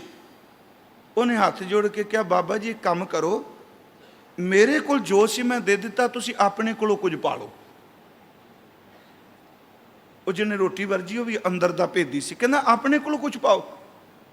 ਉਹ ਕਹਿੰਦਾ ਮੈਂ ਤਿਆਗੀ ਹਾਂ, ਮੇਰੇ ਤਾਂ ਚੋਲੇ ਨੂੰ ਜੇਬ ਵੀ ਕੋਈ ਨਹੀਂ, ਮੇਰੇ ਕੱਪੜੇ ਨੂੰ ਜੇਬ ਨਹੀਂ। ਤੂੰ ਗ੍ਰਸਤੀ ਹੈ, ਤੇਰੇ ਘਰ ਟਰੰਕ ਪਏ ਨੇ, ਤੇਰੇ ਘਰ ਸਮਾਨ ਰੱਖਣ ਵਾਸਤੇ ਭਾਂਡੇ ਪਏ ਨੇ, ਮੈਂ ਆਪਣੇ ਕੋਲੋਂ ਕੀ ਪਾਣਾ, ਮੈਂ ਤਾਂ ਘਰ-ਬਾਰ ਛੱਡੀ ਬੈਠਾ। ਉਹਨੇ ਗ੍ਰਸਤੀ ਨੇ ਕੜਕ ਕੇ ਕਿਹਾ ਬਾਬਾ ਪੈਸੇ ਤੇਰੇ ਕੋਲ ਨਹੀਂ, ਤੇਰੇ ਕੱਪੜਿਆਂ ਨੂੰ ਜੇਬ ਕੋਈ ਨਹੀਂ, ਤੇਰੇ ਕੋਲ ਗੱਠੜੀ ਕੋਈ ਨਹੀਂ, ਪਰ ਘੱਟੋ ਘੱਟ ਜਿੱਦਣ ਦਾ ਘਰੋਂ ਨਿਕਲਿਆ ਤੂੰ ਬੰਦਗੀ ਕਰਦਾ, ਤੈਨੂੰ ਸਬਰ ਆ ਜਾਂਦਾ। ਆਪਣੇ ਕੋਲੋਂ ਸਬਰ ਪਾ ਲਈਏ ਤੇ ਸੁੱਕੀਆਂ ਰੋਟੀਆਂ ਵੀ ਅੰਮ੍ਰਿਤ ਬਣ ਜਾਂਦੀਆਂ ਹੁੰਦੀਆਂ। ਤੂੰ ਸੰਤੋਖ ਨਹੀਂ ਪਾ ਸਕਦਾ ਆਪਣੇ ਕੋਲੋਂ। ਸੰਤੋਖ ਦੇ ਅਰਥ ਬੜੇ ਗਹਿਰੇ ਨੇ, ਅਸੀਂ ਤਾਂ ਸਿਰਫ ਇੱਕੋ ਹੀ ਖਿੱਚੀ ਜਾਂਦੇ ਸੰਤੋਖ ਦੇ ਅਰਥ ਜੀ ਆ ਧਨ ਵਾਲਾ, ਧਨ ਵਾਲਾ। ਉਹ ਵੀ ਸਾਈਕੀ ਬੰਦੇ ਦੀ। ਚੇਤੇ ਰੱਖਿਓ, ਜਿਹੜਾ ਬੰਦਾ ਬਹੁਤੀਆਂ ਗੱਲਾਂ ਨਾਲ ਕਿਸੇ ਦਾ ਖੰਡਨ ਕਰਦਾ ਤਕਰੀਬਨ ਉਹਦਾ ਅੰਦਰ ਉਹੋ ਜਿਹਾ ਹੁੰਦਾ ਹੈ। ਹੁਣ ਸਤਿਗੁਰੂ ਕਹਿੰਦੇ ਨੇ ਇੱਕ ਹੈ ਤ੍ਰਿਸ਼ਨਾ ਧਨ ਦੌਲਤ ਦੀ, ਜ਼ਮੀਨ ਦੀ। ਕਈ ਬੰਦੇ ਐਸੇ ਨੇ ਜਿਨ੍ਹਾਂ ਨੂੰ ਧਨ ਦੌਲਤ ਦੀ ਕੋਈ ਨਹੀਂ, ਉਹ ਤੇ ਚਸਕਾ ਖਾਣਾ ਹੈ ਜੀ। ਜਿਵੇਂ ਬਾਹਰ ਜਾਈਦਾ ਨਾ ਜੀ, ਸ਼ੁੱਕਰਵਾਰ ਨੂੰ ਮਿਲਦੇ ਨੇ ਚੈੱਕ ਗੋਰਿਆਂ ਨੂੰ, ਉਸ ਦਿਨ ਉਹਨਾਂ ਦੇ ਚਿਹਰੇ ਦੱਸਦੇ ਨੇ ਆਪਣੇ ਸਿੰਘ, ਕਹਿੰਦੇ ਖੇੜਾ ਦੇਖੋ, ਐ ਖੁਸ਼ ਹੈਲੋ ਹਾਏ ਕਰਦੇ ਨੇ। ਤੇ ਸੋਮਵਾਰ ਇਸ ਤਰ੍ਹਾਂ ਆਉਂਦੇ ਨੇ ਜਿਵੇਂ ਕਿਤੇ ਮਾਈ ਮਰੀ ਹੁੰਦੀ ਐ, ਸਿਰ ਸੱਟਿਆ ਹੁੰਦਾ, ਕਿਉਂਕਿ ਜੋ ਕੁਛ ਸੀ ਉਹ 2 ਰਾਤਾਂ ਸਭ ਕੁਝ ਖਪਾ ਦਿੱਤਾ। ਜੀਵ ਦਾ ਚਸਕਾ ਨਹੀਂ ਮਿਟਦਾ ਪਿਆ, ਤੇ ਆਪਣਾ ਵੀ ਕਿਹੜਾ ਮਿਟਦਾ। ਗੁਰਮੁਖੋ ਚੇਤੇ ਰੱਖਿਓ, ਸਾਡੀ ਜੀ ਮਾਂ ਦੀ ਰੋਟੀ ਸਾਨੂੰ ਵੀ ਚੰਗੀ ਨਹੀਂ ਲੱਗਦੀ, ਸਾਨੂੰ ਵੀ ਬਾਹਰ ਦਾ ਰੈਸਟੋਰੈਂਟ ਹੀ ਚੰਗਾ ਲੱਗਦਾ। ਇਹਨੂੰ ਸਮਝੋ, ਕਿਸੇ ਨੂੰ ਨਸੀਬ ਨਹੀਂ ਹੁੰਦੀ, ਭਾਗਾਂ ਵਾਲਿਆਂ ਨੂੰ ਮਾਂ ਦੀ ਰੋਟੀ ਮਿਲਦੀ ਹੈ। ਉਹਦੀ ਰੋਟੀ 'ਚ ਬੜਾ ਪਿਆਰ ਹੈ, ਸੱਚ ਇਹ ਵੇ। ਪਰ ਇੱਕ ਤ੍ਰਿਸ਼ਨਾ ਇਹਦੀ ਗੱਲ ਕਦੀ ਨਹੀਂ ਕੀਤੀ ਗਈ। ਹਜ਼ੂਰ ਨੇ ਕਿਹਾ ਵੀ ਇੱਕ ਤ੍ਰਿਸ਼ਨਾ ਦੌਲਤ ਦੀ, ਜ਼ਮੀਨ ਦੀ, ਦੂਜੀ ਤ੍ਰਿਸ਼ਨਾ ਕੁੱਤੇ ਦੀ ਭੁੱਖ। ਉਦਮ ਕਰੇ ਸਵਾਨ ਕੀ ਨਾਈ, ਚਾਰੇ ਕੁੰਟਾ ਘੋਖਾ। ਤੇ ਇੰਨਾ ਦੇਖੋ, ਇੱਕ ਤਾਂ ਅਸੀਂ ਕਹਿੰਦੇ ਇਹਨੂੰ ਕੁੱਤੇ ਦੀ ਖੱਡੀ ਦਾ ਸਵਾਦ ਹੈ। ਕੁੱਤੇ ਦੀ ਖੱਡੀ ਦਾ ਸਵਾਦ ਕੀ ਜੀ? ਮੈਂ ਇੱਕ ਵਾਰ ਅਰਜ਼ ਕੀਤੀ ਸੀ, ਹਰ ਚੀਜ਼ ਦੇ ਜਿੰਨੀਆਂ ਵੀ ਗੱਲਾਂ ਬਾਤਾਂ ਨੇ ਇਹਦੇ ਕੋਈ ਅਰਥ ਨੇ। ਸਾਡੇ ਪੰਜਾਬੀ 'ਚ ਇੱਕ ਮੁਹਾਵਰਾ ਵਰਤਦੇ ਹੁੰਦੇ ਸਨ, ਛੱਡੋ ਇਹਦੀ ਗੱਲ, ਇਹ ਨਾ ਤਿੰਨਾਂ 'ਚ ਨਾ 13 'ਚ। ਮੈਂ ਇੱਕ ਵਾਰ ਇਹਦੇ ਅਰਥ ਕੀਤੇ ਸਨ। ਇਹ ਨਾ ਤਿੰਨਾਂ 'ਚ ਨਾ 13 ਸੀ ਕਹਿੰਦੇ ਨੇ ਜੀ ਪੁਰਾਣੇ ਲੋਕ, ਤਿੰਨਾਂ ਤੇ 13 ਦੇ ਕੋਈ ਅਰਥ ਨੇ, ਐਵੇਂ ਨਹੀਂ। ਪੁਰਾਣੇ ਸਮੇਂ ਜਦੋਂ ਬੰਦਾ ਕੋਈ ਮਰ ਜਾਂਦਾ ਸੀ, ਉਹਦਾ ਤੇਰੀਆ ਕਰਦੇ ਸਨ ਜੀ। ਇਸ ਤਰ੍ਹਾਂ ਹੁੰਦਾ ਸੀ, ਚਲੋ ਆਪਣੇ ਤੇ ਦੁਸ਼ਹਿਰਾ ਵਰਤ ਨੇ, 10 ਦਿਨਾਂ ਬਾਅਦ ਭੋਗ ਪਾ ਦਿੱਤਾ। ਖੈਰ ਅੱਜ ਤਾਂ ਲੋਕੀ 10 ਵੀ ਮੁਸ਼ਕਲ ਨਾਲ ਕੱਢਦੇ ਨੇ, ਕਹਿੰਦੇ ਵੀ ਛੇਤੀ ਛੇਤੀ ਇਹ ਮਰੇ ਤੇ ਪਾਠ ਪਹਿਲਾਂ ਹੀ ਕਰ ਲਈਏ, ਕੰਮ ਨਿਬੜ ਜਾਏ। ਉਹ 13 ਦਾ ਮਤਲਬ ਸੀ ਵੀ 13 ਦਿਨ ਉਹ ਜਿਹੜਾ ਕਰਮ ਕਰਦੇ ਸਨ। ਤੇ ਵਿਆਹ 3 ਦਿਨ ਹੁੰਦਾ ਸੀ, 3 ਦਿਨ ਹੁੰਦਾ ਸੀ ਵਿਆਹ। ਪਹਿਲਾ ਦਿਨ ਵੜ ਹੁੰਦੀ ਸੀ, ਦੂਜਾ ਦਿਨ ਵਿਆਹ ਹੁੰਦਾ ਸੀ, ਤੀਜਾ ਮਕਲਾਵਾ ਲੈਣ ਜਾਂਦੇ। 3 ਦਿਨਾਂ ਬਾਅਦ ਵਿਆਹ ਮੁੱਕ ਜਾਂਦੀ ਸੀ। ਹੁਣ ਤੇ ਵਿਆਹ ਹੀ 13 ਦਿਨ ਚੱਲਦਾ। ਮਰਨ ਵਾਲਾ ਕੰਮ 13 ਤੇ ਆ ਗਿਆ। ਜਿਹੜਾ ਵਿਆਹ ਸੀ ਉਹ ਮਰਨ ਵਾਲਾ ਕੰਮ ਲੈ ਗਿਆ, ਜਿਹੜਾ ਮਰਨ ਵਾਲਾ ਸੀ ਉਹ ਵਿਆਹ ਵਾਲਾ ਕੰਮ ਬਣ ਗਿਆ। ਜਿਹੜਾ ਕੰਮ 13 ਦਿਨਾਂ 'ਚ ਹੁੰਦਾ ਸੀ ਨਾ ਜੀ, ਉਹ 3 'ਚ ਮੁਕਾ ਦਿੱਤਾ, ਨਿਬੇੜੋ, ਕਰੋ ਅਰਦਾਸ ਅੰਤਮ। ਤੇ ਜਿਹੜਾ 3 ਦਿਨ ਕਰਨਾ ਸੀ, ਉਹਨੂੰ 13 ਦਿਨਾਂ 'ਚ ਖਿੱਚਣੇ ਆ। ਅੱਜ ਰਿੰਗ ਸੈਰਮਨੀ, ਮੈਂ ਇੱਕ ਦਿਨ ਕਿਹਾ ਵੀ ਅਸੀਂ ਪੂਰੇ ਸਿਰੇ ਗੱਲ, ਹਰ ਕੋਈ ਗੱਲ ਲਾਉਂਦੇ ਆ। ਅਸੀਂ ਕਹਿੰਦੇ ਵੀ ਅਸੀਂ ਸਿੱਖ ਨਾ ਸਰਬ ਸਾਂਝਾ, ਰਿੰਗ ਸਿਮਰਨੀ ਜ਼ਰੂਰ ਕਰਨੀ ਹੈ, ਕਿਉਂਕਿ ਅਸਾਈ ਵੀ ਖੁਸ਼ ਕਰਨੇ ਨੇ ਹੈ। ਉਸ ਤੋਂ ਬਾਅਦ ਅਸੀਂ ਚੁੰਨੀ ਵੀ ਚੜ੍ਹਾਉਣੀ ਹੈ, ਅਸੀਂ ਇਸਲਾਮ ਨੂੰ ਵੀ ਖੁਸ਼ ਜ਼ਰੂਰ ਕਰਨਾ ਹੈ, ਜੈ ਮਾਲਾ ਜ਼ਰੂਰ ਪਾਣੀ ਹੈ, ਹਿੰਦੂਇਜ਼ਮ ਵੀ ਅਪਣਾਉਣਾ। ਸਭ ਕੁਝ ਕਰਨ ਕਰਾਉਣ ਤੋਂ ਕਹਿੰਦੇ ਆ ਬਾਬਾ ਜੀ ਹੁਣ ਕਿਰਪਾ ਕਰਿਓ, ਟਾਈਮ ਬਹੁਤ ਹੋ ਗਿਆ, ਅੱਧੇ ਘੰਟੇ 'ਚ ਆਨੰਦ ਪੜ੍ਹ ਦਿਓ। ਇਹ ਹੱਸਣ ਵਾਲੀ ਗੱਲ ਨਹੀਂ, ਰੋਣ ਵਾਲੀ ਗੱਲ ਹੈ ਸਾਡੇ ਲਈ। ਜਿੱਥੋਂ ਅੱਤ ਦੀਆਂ ਸੀਸਾਂ ਮਿਲਦੀਆਂ ਸਨ ਗੁਰੂ ਦੀਆਂ, ਉਹਦੇ ਲਈ ਸਾਡੇ ਕੋਲ ਕਿੰਨਾ ਕੁ ਟਾਈਮ ਹੈ। ਫਿਰ ਮੈਂ ਬੇਨਤੀ ਕਰਾਂ, ਕੁੱਤੇ ਦੀ ਖੱਡੀ ਕੀ ਕਹੇ? ਉਹ ਜੀਵ ਦਾ ਸਵਾਦ ਸੀ। ਕੁੱਤਾ ਹੱਡੋ ਰੋੜੇ ਵਿੱਚੋਂ ਹੱਡੀ ਚੁੱਕ ਕੇ ਲਿਆਉਂਦਾ। ਮੈਂ ਸੰਤੋਖ ਲਫ਼ਜ਼ ਤੇ ਬੋਲਣ ਲੱਗਾ। ਉਹਨੇ ਹੱਡੀ 'ਚ ਖੂਨ ਨਹੀਂ, ਮਾਂਸ ਨਹੀਂ, ਉਹਨੇ ਹੱਡੀ ਨੂੰ ਚਬਾਉਣਾ ਸ਼ੁਰੂ ਕਰ ਦਿੱਤਾ। ਹੱਡੀ ਤਿੱਖੀ ਸੀ, ਉਹਦੇ ਮਸੂੜਿਆਂ ਨੂੰ ਵੱਜੀ, ਉਹਦਾ ਆਪਣਾ ਖੂਨ ਨਿਕਲਣ ਲੱਗ ਪਿਆ। ਬਾਹਰੋਂ ਨਹੀਂ ਆਇਆ, ਆਪਣੇ ਮਸੂੜੇ 'ਚੋਂ ਖੂਨ ਨਿਕਲਦਾ ਹੈ, ਉਹ ਹੱਡੀ ਨੂੰ ਚੂਸਦਾ ਹੈ। ਇਸ ਕਰਕੇ ਸ਼ਾਇਦ ਮੈਨੂੰ ਇਸ ਹੱਡੀ 'ਚੋਂ ਖੂਨ ਨਿਕਲਦਾ ਹੈ। ਕੁੱਤੇ ਦੀ ਹੱਡੀ ਦਾ ਸਵਾਦ ਕਦੀ ਕੁੱਤਾ ਰੱਜਦਾ ਨਹੀਂ ਦੇਖਿਆ। ਦੂਸਰੀ ਗੱਲ, ਬਸੰਤ ਰਾਗ ਸ਼ੁਰੂ ਹੁੰਦਾ ਹੈ। ਇੱਕ ਸ਼ਬਦ ਦਰਬਾਰ ਸਾਹਿਬ ਅਕਸਰ ਕੀਰਤਨੀਏ ਪੜ੍ਹਦੇ ਨੇ, ਚਾਕੀ ਚਾਟੇ ਚੂਨ ਖਾਹੇ, ਚਾਕੀ ਕਾ ਚੀਥਰਾ ਕਹਾਂ ਲੈ ਜਾਏ। ਕੁੱਤਾ ਚੱਕੀ ਚੱਟਦਾ ਹੈ। ਜਿਹੜਾ ਪਰੋਲਾ ਹੁੰਦਾ, ਪਰੋਲਾ ਸ਼ਬਦ ਵੀ ਬੜਾ ਪੁਰਾਣਾ ਹੈ ਜੀ। ਉਹ ਕੱਪੜਾ ਜਿਹੜਾ ਭਰਿਆ ਆਟੇ ਨਾਲ, ਕੁੱਤਾ ਜਾਂਦਿਆ ਉਹਨੂੰ ਮੂੰਹ 'ਚ ਪਾ ਜਾਂਦਾ, ਉਹਦਾ ਅੰਦਰ ਨਹੀਂ ਰੱਜ। ਸਤਿਗੁਰੂ ਕਹਿੰਦੇ ਨੇ, ਦਿਨ ਦਿਨ ਕਰਤ ਭੋਜਨ ਬੋ ਬਿੰਜਨ, ਤਾਂ ਕਿ ਮਿਟੈ ਨਾ ਭੂਖਾ, ਉਦਮ ਕਰੈ ਸਵਾਨ ਕੀ ਨਿਆਈ, ਚਾਰੇ ਕੁੰਟਾਂ ਘੋਖਾ। 2 ਗੱਲਾਂ ਹੋ ਗਈਆਂ ਜੀ। ਇੱਕ ਧਨ ਦੀ ਤ੍ਰਿਸ਼ਨਾ, ਵੱਡੇ ਵੱਡੇ ਰਾਜਨ ਅਰ ਭੂਮਨ। ਦੂਸਰੀ ਬੇਨਤੀ ਮੈਂ ਕੀਤੀ, ਜੀਵ ਦੀ ਤ੍ਰਿਸ਼ਨਾ, ਹਰ ਇਨਸਾਨ ਦੀ। ਤੀਸਰੀ ਬੇਨਤੀ ਹੈ ਕਾਮਕ ਤ੍ਰਿਸ਼ਨਾ। ਸਤਿਗੁਰੂ ਕਹਿੰਦੇ ਜਿਹੜਾ ਸੰਤੋਖੀ ਹੈ, ਸੱਚੀ ਗੱਲ, ਧਨ ਵੱਲੋਂ ਵੀ ਰੱਜਿਆ ਹੈ, ਸੰਤੋਖੀ ਜੀਵ ਵੱਲੋਂ ਵੀ ਰੱਜਿਆ ਹੈ। ਅਗਲਾ ਬਚਨ ਹੈ, ਕਾਮਵੰਤ ਕਾਮੀ ਬਹੁ ਨਾਰੀ, ਪਰ ਗ੍ਰਹਿ ਜੋਹੇ ਨਾ ਚੂਕੈ। ਮਹਾਰਾਜ ਜੀ ਦਾ ਬੋਲ। ਕਾਮੁਕ ਇੱਕ ਤ੍ਰਿਸ਼ਨਾ ਹੈ। ਬੀਬੀਆਂ ਭੈਣਾਂ ਬੈਠੀਆਂ ਨੇ, ਮੈਂ ਸ਼ਬਦ ਬੜੇ ਪਰਦੇ 'ਚ ਕਹਾਂਗਾ। ਗੁਰੂ ਗ੍ਰੰਥ ਸਾਹਿਬ ਕਹਿੰਦੇ ਨੇ, ਇਸ ਤ੍ਰਿਸ਼ਨਾ ਦਾ ਜ਼ਿਕਰ ਕਿਉਂ ਨਹੀਂ ਤੂੰ ਕਰ ਰਿਹਾ? ਕਾਮਵੰਤ ਕਾਮੀ ਬਹੁ ਬਨਾਰੀ, ਪਰ ਗ੍ਰਹਿ ਜੋਏ ਨਾ ਚੁੱਕੈ। ਦਿਨ ਦਿਨ ਕਰਤ, ਇਹ ਦਿਨ ਰਾਤ ਉਸ 'ਚ ਪ੍ਰਵਿਰਤ ਹੋਇਆ ਪਿਆ, ਪਰ ਇਹਦਾ ਅੰਦਰ ਤ੍ਰਿਪਤ ਨਹੀਂ। ਮੈਨੂੰ ਦੱਸੋ, ਅੱਜ ਤੱਕ ਵਾਸ਼ਨਾ ਭੋਗਦਿਆਂ ਕੋਈ ਤ੍ਰਿਪਤ ਹੋਇਆ? ਨਹੀਂ। ਜਿੰਨੀ ਸੱਚੋ ਸੱਚ ਧਿਆਇਆ, ਉਹਨਾਂ ਵਿੱਚ ਇੰਨਾ ਸੰਤੋਖ ਪੈਦਾ ਹੋ ਗਿਆ। ਸੱਚ ਐਵੇਂ ਉਹਨਾਂ ਦਾ ਸਰੀਰ ਹਰ ਪੱਖ ਤੋਂ ਤ੍ਰਿਸ਼ਟ ਹੋ ਗਿਆ, ਸੰਤੁਸ਼ਟ ਹੋ ਗਿਆ। ਨਾ ਰੋਟੀ ਦੀ ਭੁੱਖ, ਨਾ ਵਾਸ਼ਨਾ ਦੀ ਭੁੱਖ, ਕਿਉਂਕਿ ਉਹਨਾਂ ਨੂੰ ਇੱਕੋ ਭੁੱਖ ਲੱਗੀ ਏ, ਨਾਨਕ ਭਗਤਾਂ ਭੁੱਖ ਸਲਾਹਣ, ਉਹਦੀ ਬੰਦਗੀ ਤੇ। फिर बेनती करांगा, सेव कीती संतोख ई। संतोख वालियां ने सेवा की ते संतोख उपजिया, जिन्नी सच्चो सच ध्याया।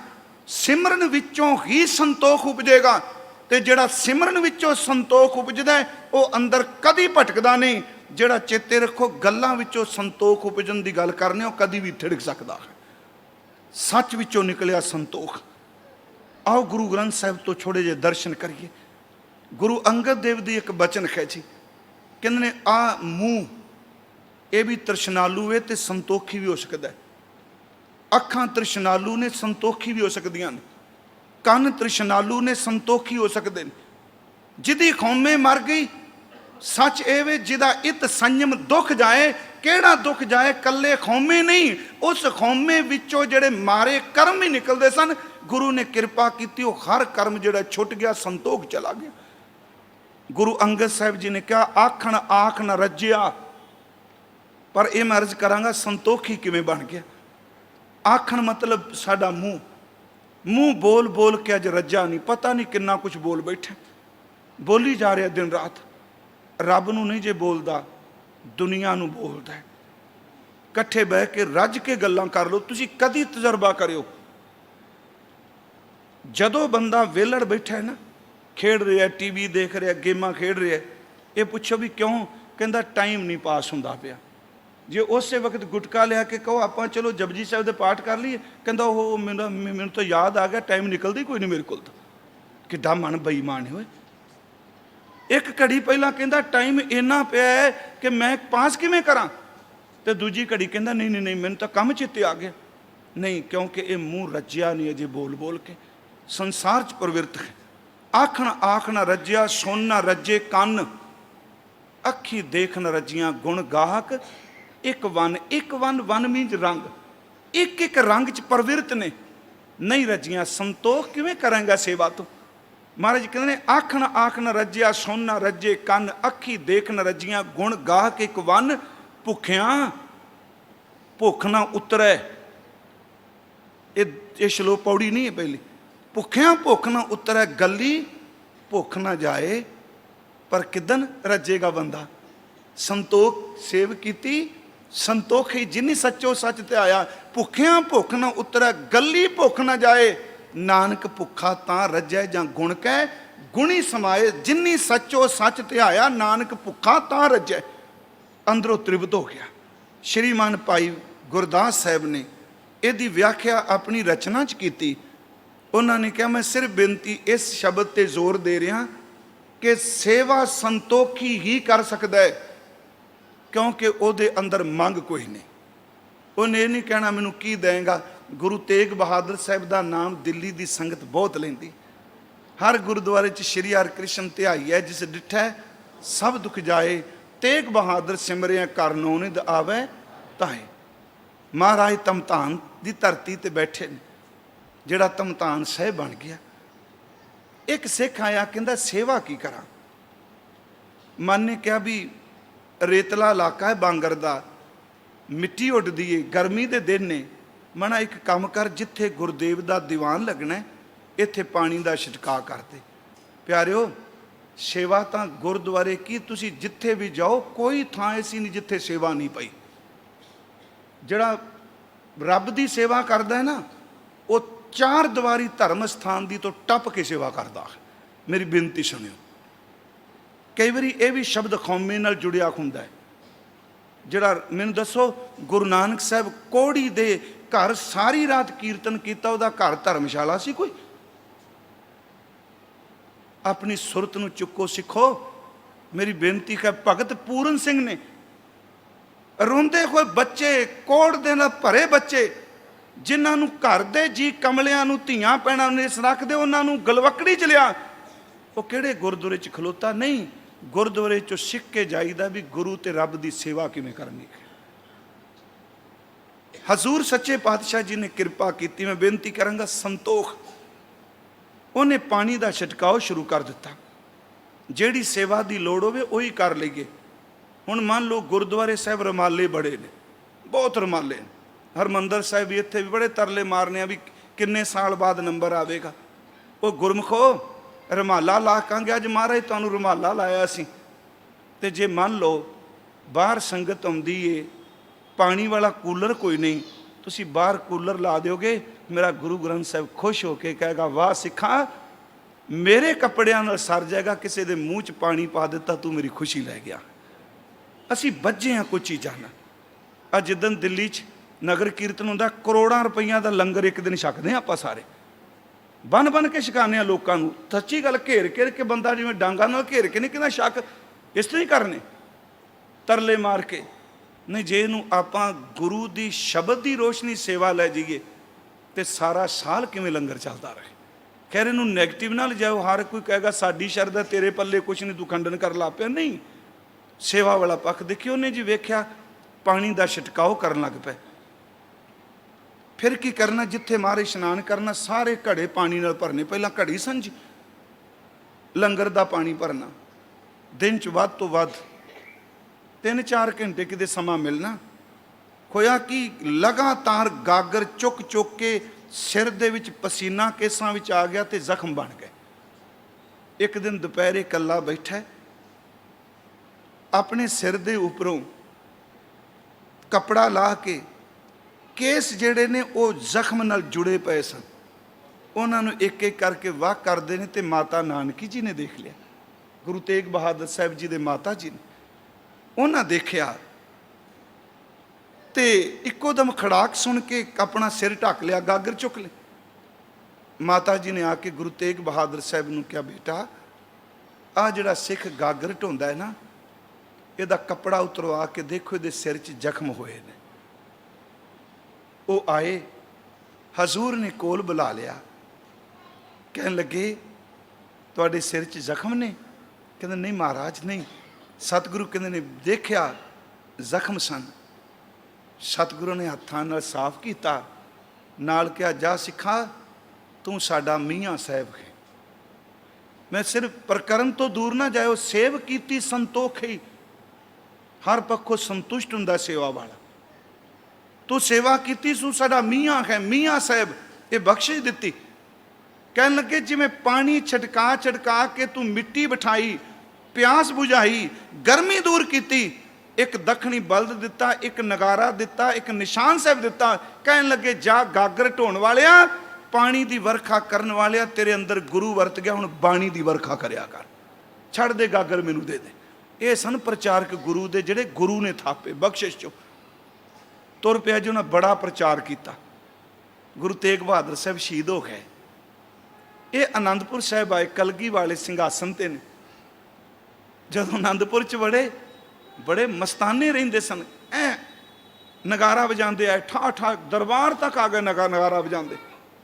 ਜਦੋਂ ਆਵਾਜ਼ ਆਈ, ਮਹਾਰਾਜ ਗੁਰੂ ਗੋਬਿੰਦ ਸਿੰਘ ਪੁੱਛਦੇ ਨੇ ਇਹ ਕਾਹਦੀ ਆਵਾਜ਼? ਕਹਿਣ ਲੱਗੇ ਮਹਾਰਾਜ ਬਾਹਰ ਜਾ ਕੇ ਮੇਵਣੇ ਪਾ, ਮਹਾਰਾਜ ਭਾਈ ਮੀਆਂ ਸਾਹਿਬ ਆਏ। ਸਤਿਗੁਰੂ ਕਹਿੰਦੇ ਪਤਾ ਨਹੀਂ ਸੰਗਤ ਬੈਠੀ ਹੈ, ਨਗਾਰਾ ਵਜਾਈ ਜਾਂਦੇ ਨੇ, ਇਹ ਕੋਈ ਨਗਾਰਾ ਵਜਾਉਣ ਦਾ ਵੇਲਾ? ਖੋਲੋ ਇਹ ਤੋਂ ਨਗਾਰਾ। ਸੇ ਗਾਇਕ ਨੇ ਨਗਾਰਾ ਖੋਲਿਆ, ਦੂਜੇ ਨੇ ਬਲਦ ਖੋਲਿਆ, ਤੀਜੇ ਨੇ ਕਿਹਾ ਛੱਡ ਨਿਸ਼ਾਨ ਸਾਹਿਬ ਦੇ। ਮੱਥਾ ਟੇਕ ਕੇ ਪਿੱਛੇ ਜਾ ਕੇ ਬਹਿ ਗਿਆ ਭਾਈ ਮੀਆਂ। ਸਮਾਪਤੀ ਹੋਈ। ਸੱਚੇ ਬਾਦਸ਼ਾਹ ਕਹਿੰਦੇ ਨੇ ਦੱਸ ਬਈ ਕਿੱਥੇ ਤੇਰਾ ਨਗਾਰਾ, ਕਿੱਥੇ ਤੇਰਾ ਬਲਦ, ਕਿੱਥੇ ਨਿਸ਼ਾਨ? ਚਰਨ ਪਕੜ ਕੇ ਕਹਿੰਦਾ ਮੇਰਾ ਤੇ ਹੈ ਹੀ ਨਹੀਂ ਸੀ, ਮੇਰਾ ਨਹੀਂ ਸੀ। ਆ ਜੇ ਇੱਕ ਸੇਵਾਦਾਰ ਦਾ ਅੰਦਰ, ਕਹਿੰਦਾ ਮੇਰਾ ਕਦੋਂ ਸੀ, ਮੈਂ ਕਦੋਂ ਘਰੋਂ ਲੈ ਕੇ ਆਇਆ? ਗਾਗਰ ਚਕਾਈ, ਮੈਂ ਗਾਗਰ ਚੁੱਕ ਲਈ। ਜੇ ਤੁਹਾਡੇ ਪਿਤਾ ਨੇ ਬਲਦ ਦਿੱਤਾ, ਨਿਸ਼ਾਨ ਦਿੱਤਾ, ਨਗਾਰਾ ਦਿੱਤਾ, ਮੈਂ ਉਹ ਲੈ ਲਿਆ। ਜੇ ਪੁੱਤਰ ਨੇ ਖੋਲਿਆ, ਹੁਣ ਮੈਨੂੰ ਅਗਲਾ ਹੁਕਮ ਦੱਸੋ ਮੈਂ ਕੀ ਕਰਨਾ?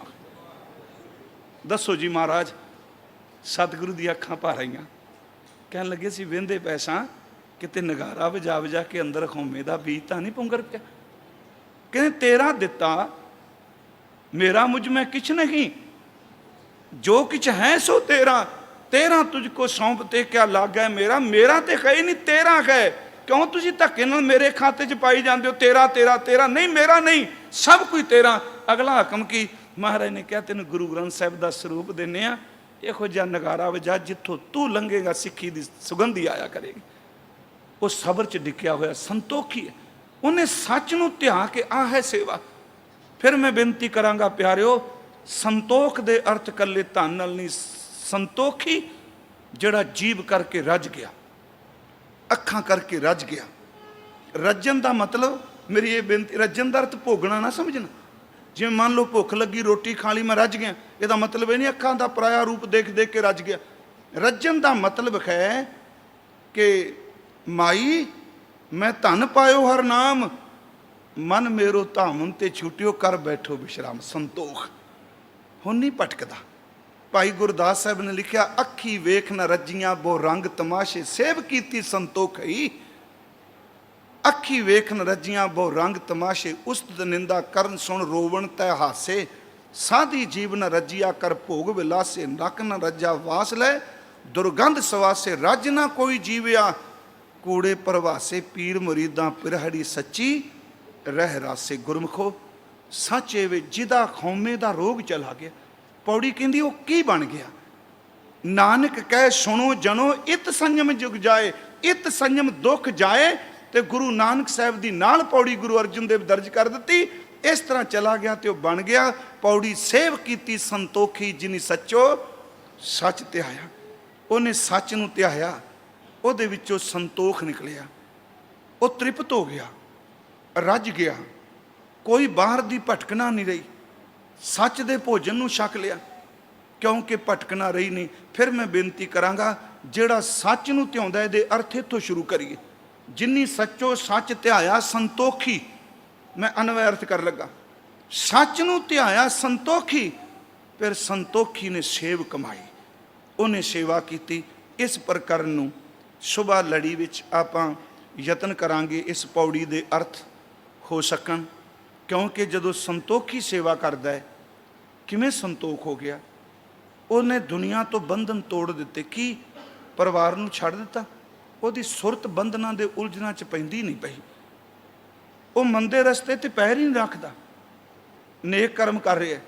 ਸੱਚੀ ਗੱਲ ਇਹ ਜੇ, ਉਹਦਾ ਹਰ ਰੱਖਿਆ ਹੋਇਆ ਪੈਰ ਹੀ ਨੇਕ ਬਣ ਜਾਂਦਾ। ਭਾਈ ਸਾਹਿਬ ਨੇ ਕਿਹਾ, ਲੋਕ ਗੁਰੂ ਦੀ ਪਰਿਕਰਮਾ ਕਰਦੇ ਨੇ, ਜਿਹਦੇ ਅੰਦਰ ਸ਼ਬਦ ਸਾਖਿਆਤ ਹੋ ਜਾਏ, ਉਹਨਾਂ ਦਾ ਜਿੰਨਾ ਤੁਰਨਾ ਹੁੰਦਾ ਔਰ ਪੈਰ ਪਟਨੇ ਪਰਿਕਰਮਾ ਹੋ ਜਾਂਦੀ ਹੈ। ਸੇਵ ਕੀਤੀ ਸੰਤੋਖੀ, ਜਿਨੀ ਸੱਚੋ ਸੱਚ ਧਿਆਇਆ। ਉਨੀ ਜਿਨ੍ਹਾਂ ਦਾ ਦੁੱਖ ਚਲਾ ਗਿਆ ਹਉਮੈ ਦਾ, ਉਹਨੀ ਦੁਨੀਆ ਤੋੜੇ ਬੰਦਨਾ ਅਨ ਪਾਣੀ ਥੋੜਾ ਖਾਇਆ। ਉਹਨਾਂ ਨੇ ਫਿਰ ਉਹਦੀ ਸਿਫਤ ਕੀਤੀ, ਸੇਵ ਕੀਤੀ ਸੰਤੋਖੀ, ਜਿਨੀ ਸੱਚੋ ਸੱਚ ਧਿਆਇਆ। ਉਹਨੀ ਮੰਦੇ ਪੈਰ ਨਾ ਰੱਖਿਓ, ਕਰ ਸੁਕ੍ਰਿਤ ਧਰਮ ਕਮਾਇਆ। ਉਹਨੇ ਦੁਨੀਆ ਤੋੜੇ ਬੰਦਨਾ ਅਨ ਪਾਣੀ ਥੋੜਾ ਖਾਇਆ। ਤੂੰ ਬਖਸ਼ੀਸ਼ੀ, ਅਗਲਾ ਬਖਸ਼ਾਂ ਕੀਤੀਆਂ। ਨਿਤ ਦੇਵਹਿ, ਆ ਸੇਵਾਦਾਰ ਨੂੰ ਭਰਪੂਰ ਕਰ ਦਿੱਤਾ। ਜਾ ਬੇਟਾ, ਦਿਨ ਰਾਤ ਚੌਗਣੀ ਤਰੱਕੀ। ਨਿਤ ਦੇਵਹਿ ਚੜਾ ਸਵਾਇਆ। ਸੇਵਾਦਾਰ ਨੂੰ ਪੁੱਛਿਆ, ਕਰਮ ਕਰਕੇ ਪਾ ਲਿਆ? ਕਹਿੰਦਾ ਨਹੀਂ ਨਹੀਂ, ਵਡਿਆਈ ਵੱਡਾ ਪਾਇਆ। ਇਹ ਅਸੀਂ ਸੁਬਾਹ ਵਿਚਾਰਾਂਗੇ, ਭਾਵਾਂ ਕਿ ਇਸ ਪੌੜੀ 'ਚ ਇੱਕ ਇੱਕ ਸਬਜੈਕਟ ਜਿਹੜਾ ਲੁਕਿਆ ਹੋਇਆ। ਸੁਕ੍ਰਿਤ ਕੀ ਹੈ, ਮੰਦੇ ਪੈਰ ਕੀ ਹੈ। ਪਰ ਮੈਂ ਯਤਨ ਕਰਾਂਗਾ ਸਵੇਰੇ 1.5 ਘੰਟਾ, ਜਿੰਨਾ ਸਮਾਂ ਆਪ ਟਿਕਾ ਬਖਸ਼ੋਗੇ, ਆਇਓ ਜ਼ਰੂਰ, ਮੇਰੀ ਬੇਨਤੀ ਹੈ। ਕਿਉਂਕਿ ਚਲੋ ਹੈ ਤੇ ਵਰਕਿੰਗ ਦੇ, ਨਿਆਣਿਆਂ ਨੂੰ ਸਕੂਲ ਸਕਾਲ ਘੱਲ ਕੇ ਆ ਜਾਇਓ। ਇਹ ਤੈ ਜੀ ਕਾ ਖਾਲਸਾ, ਵਾਹਿਗੁਰੂ ਜੀ ਕੀ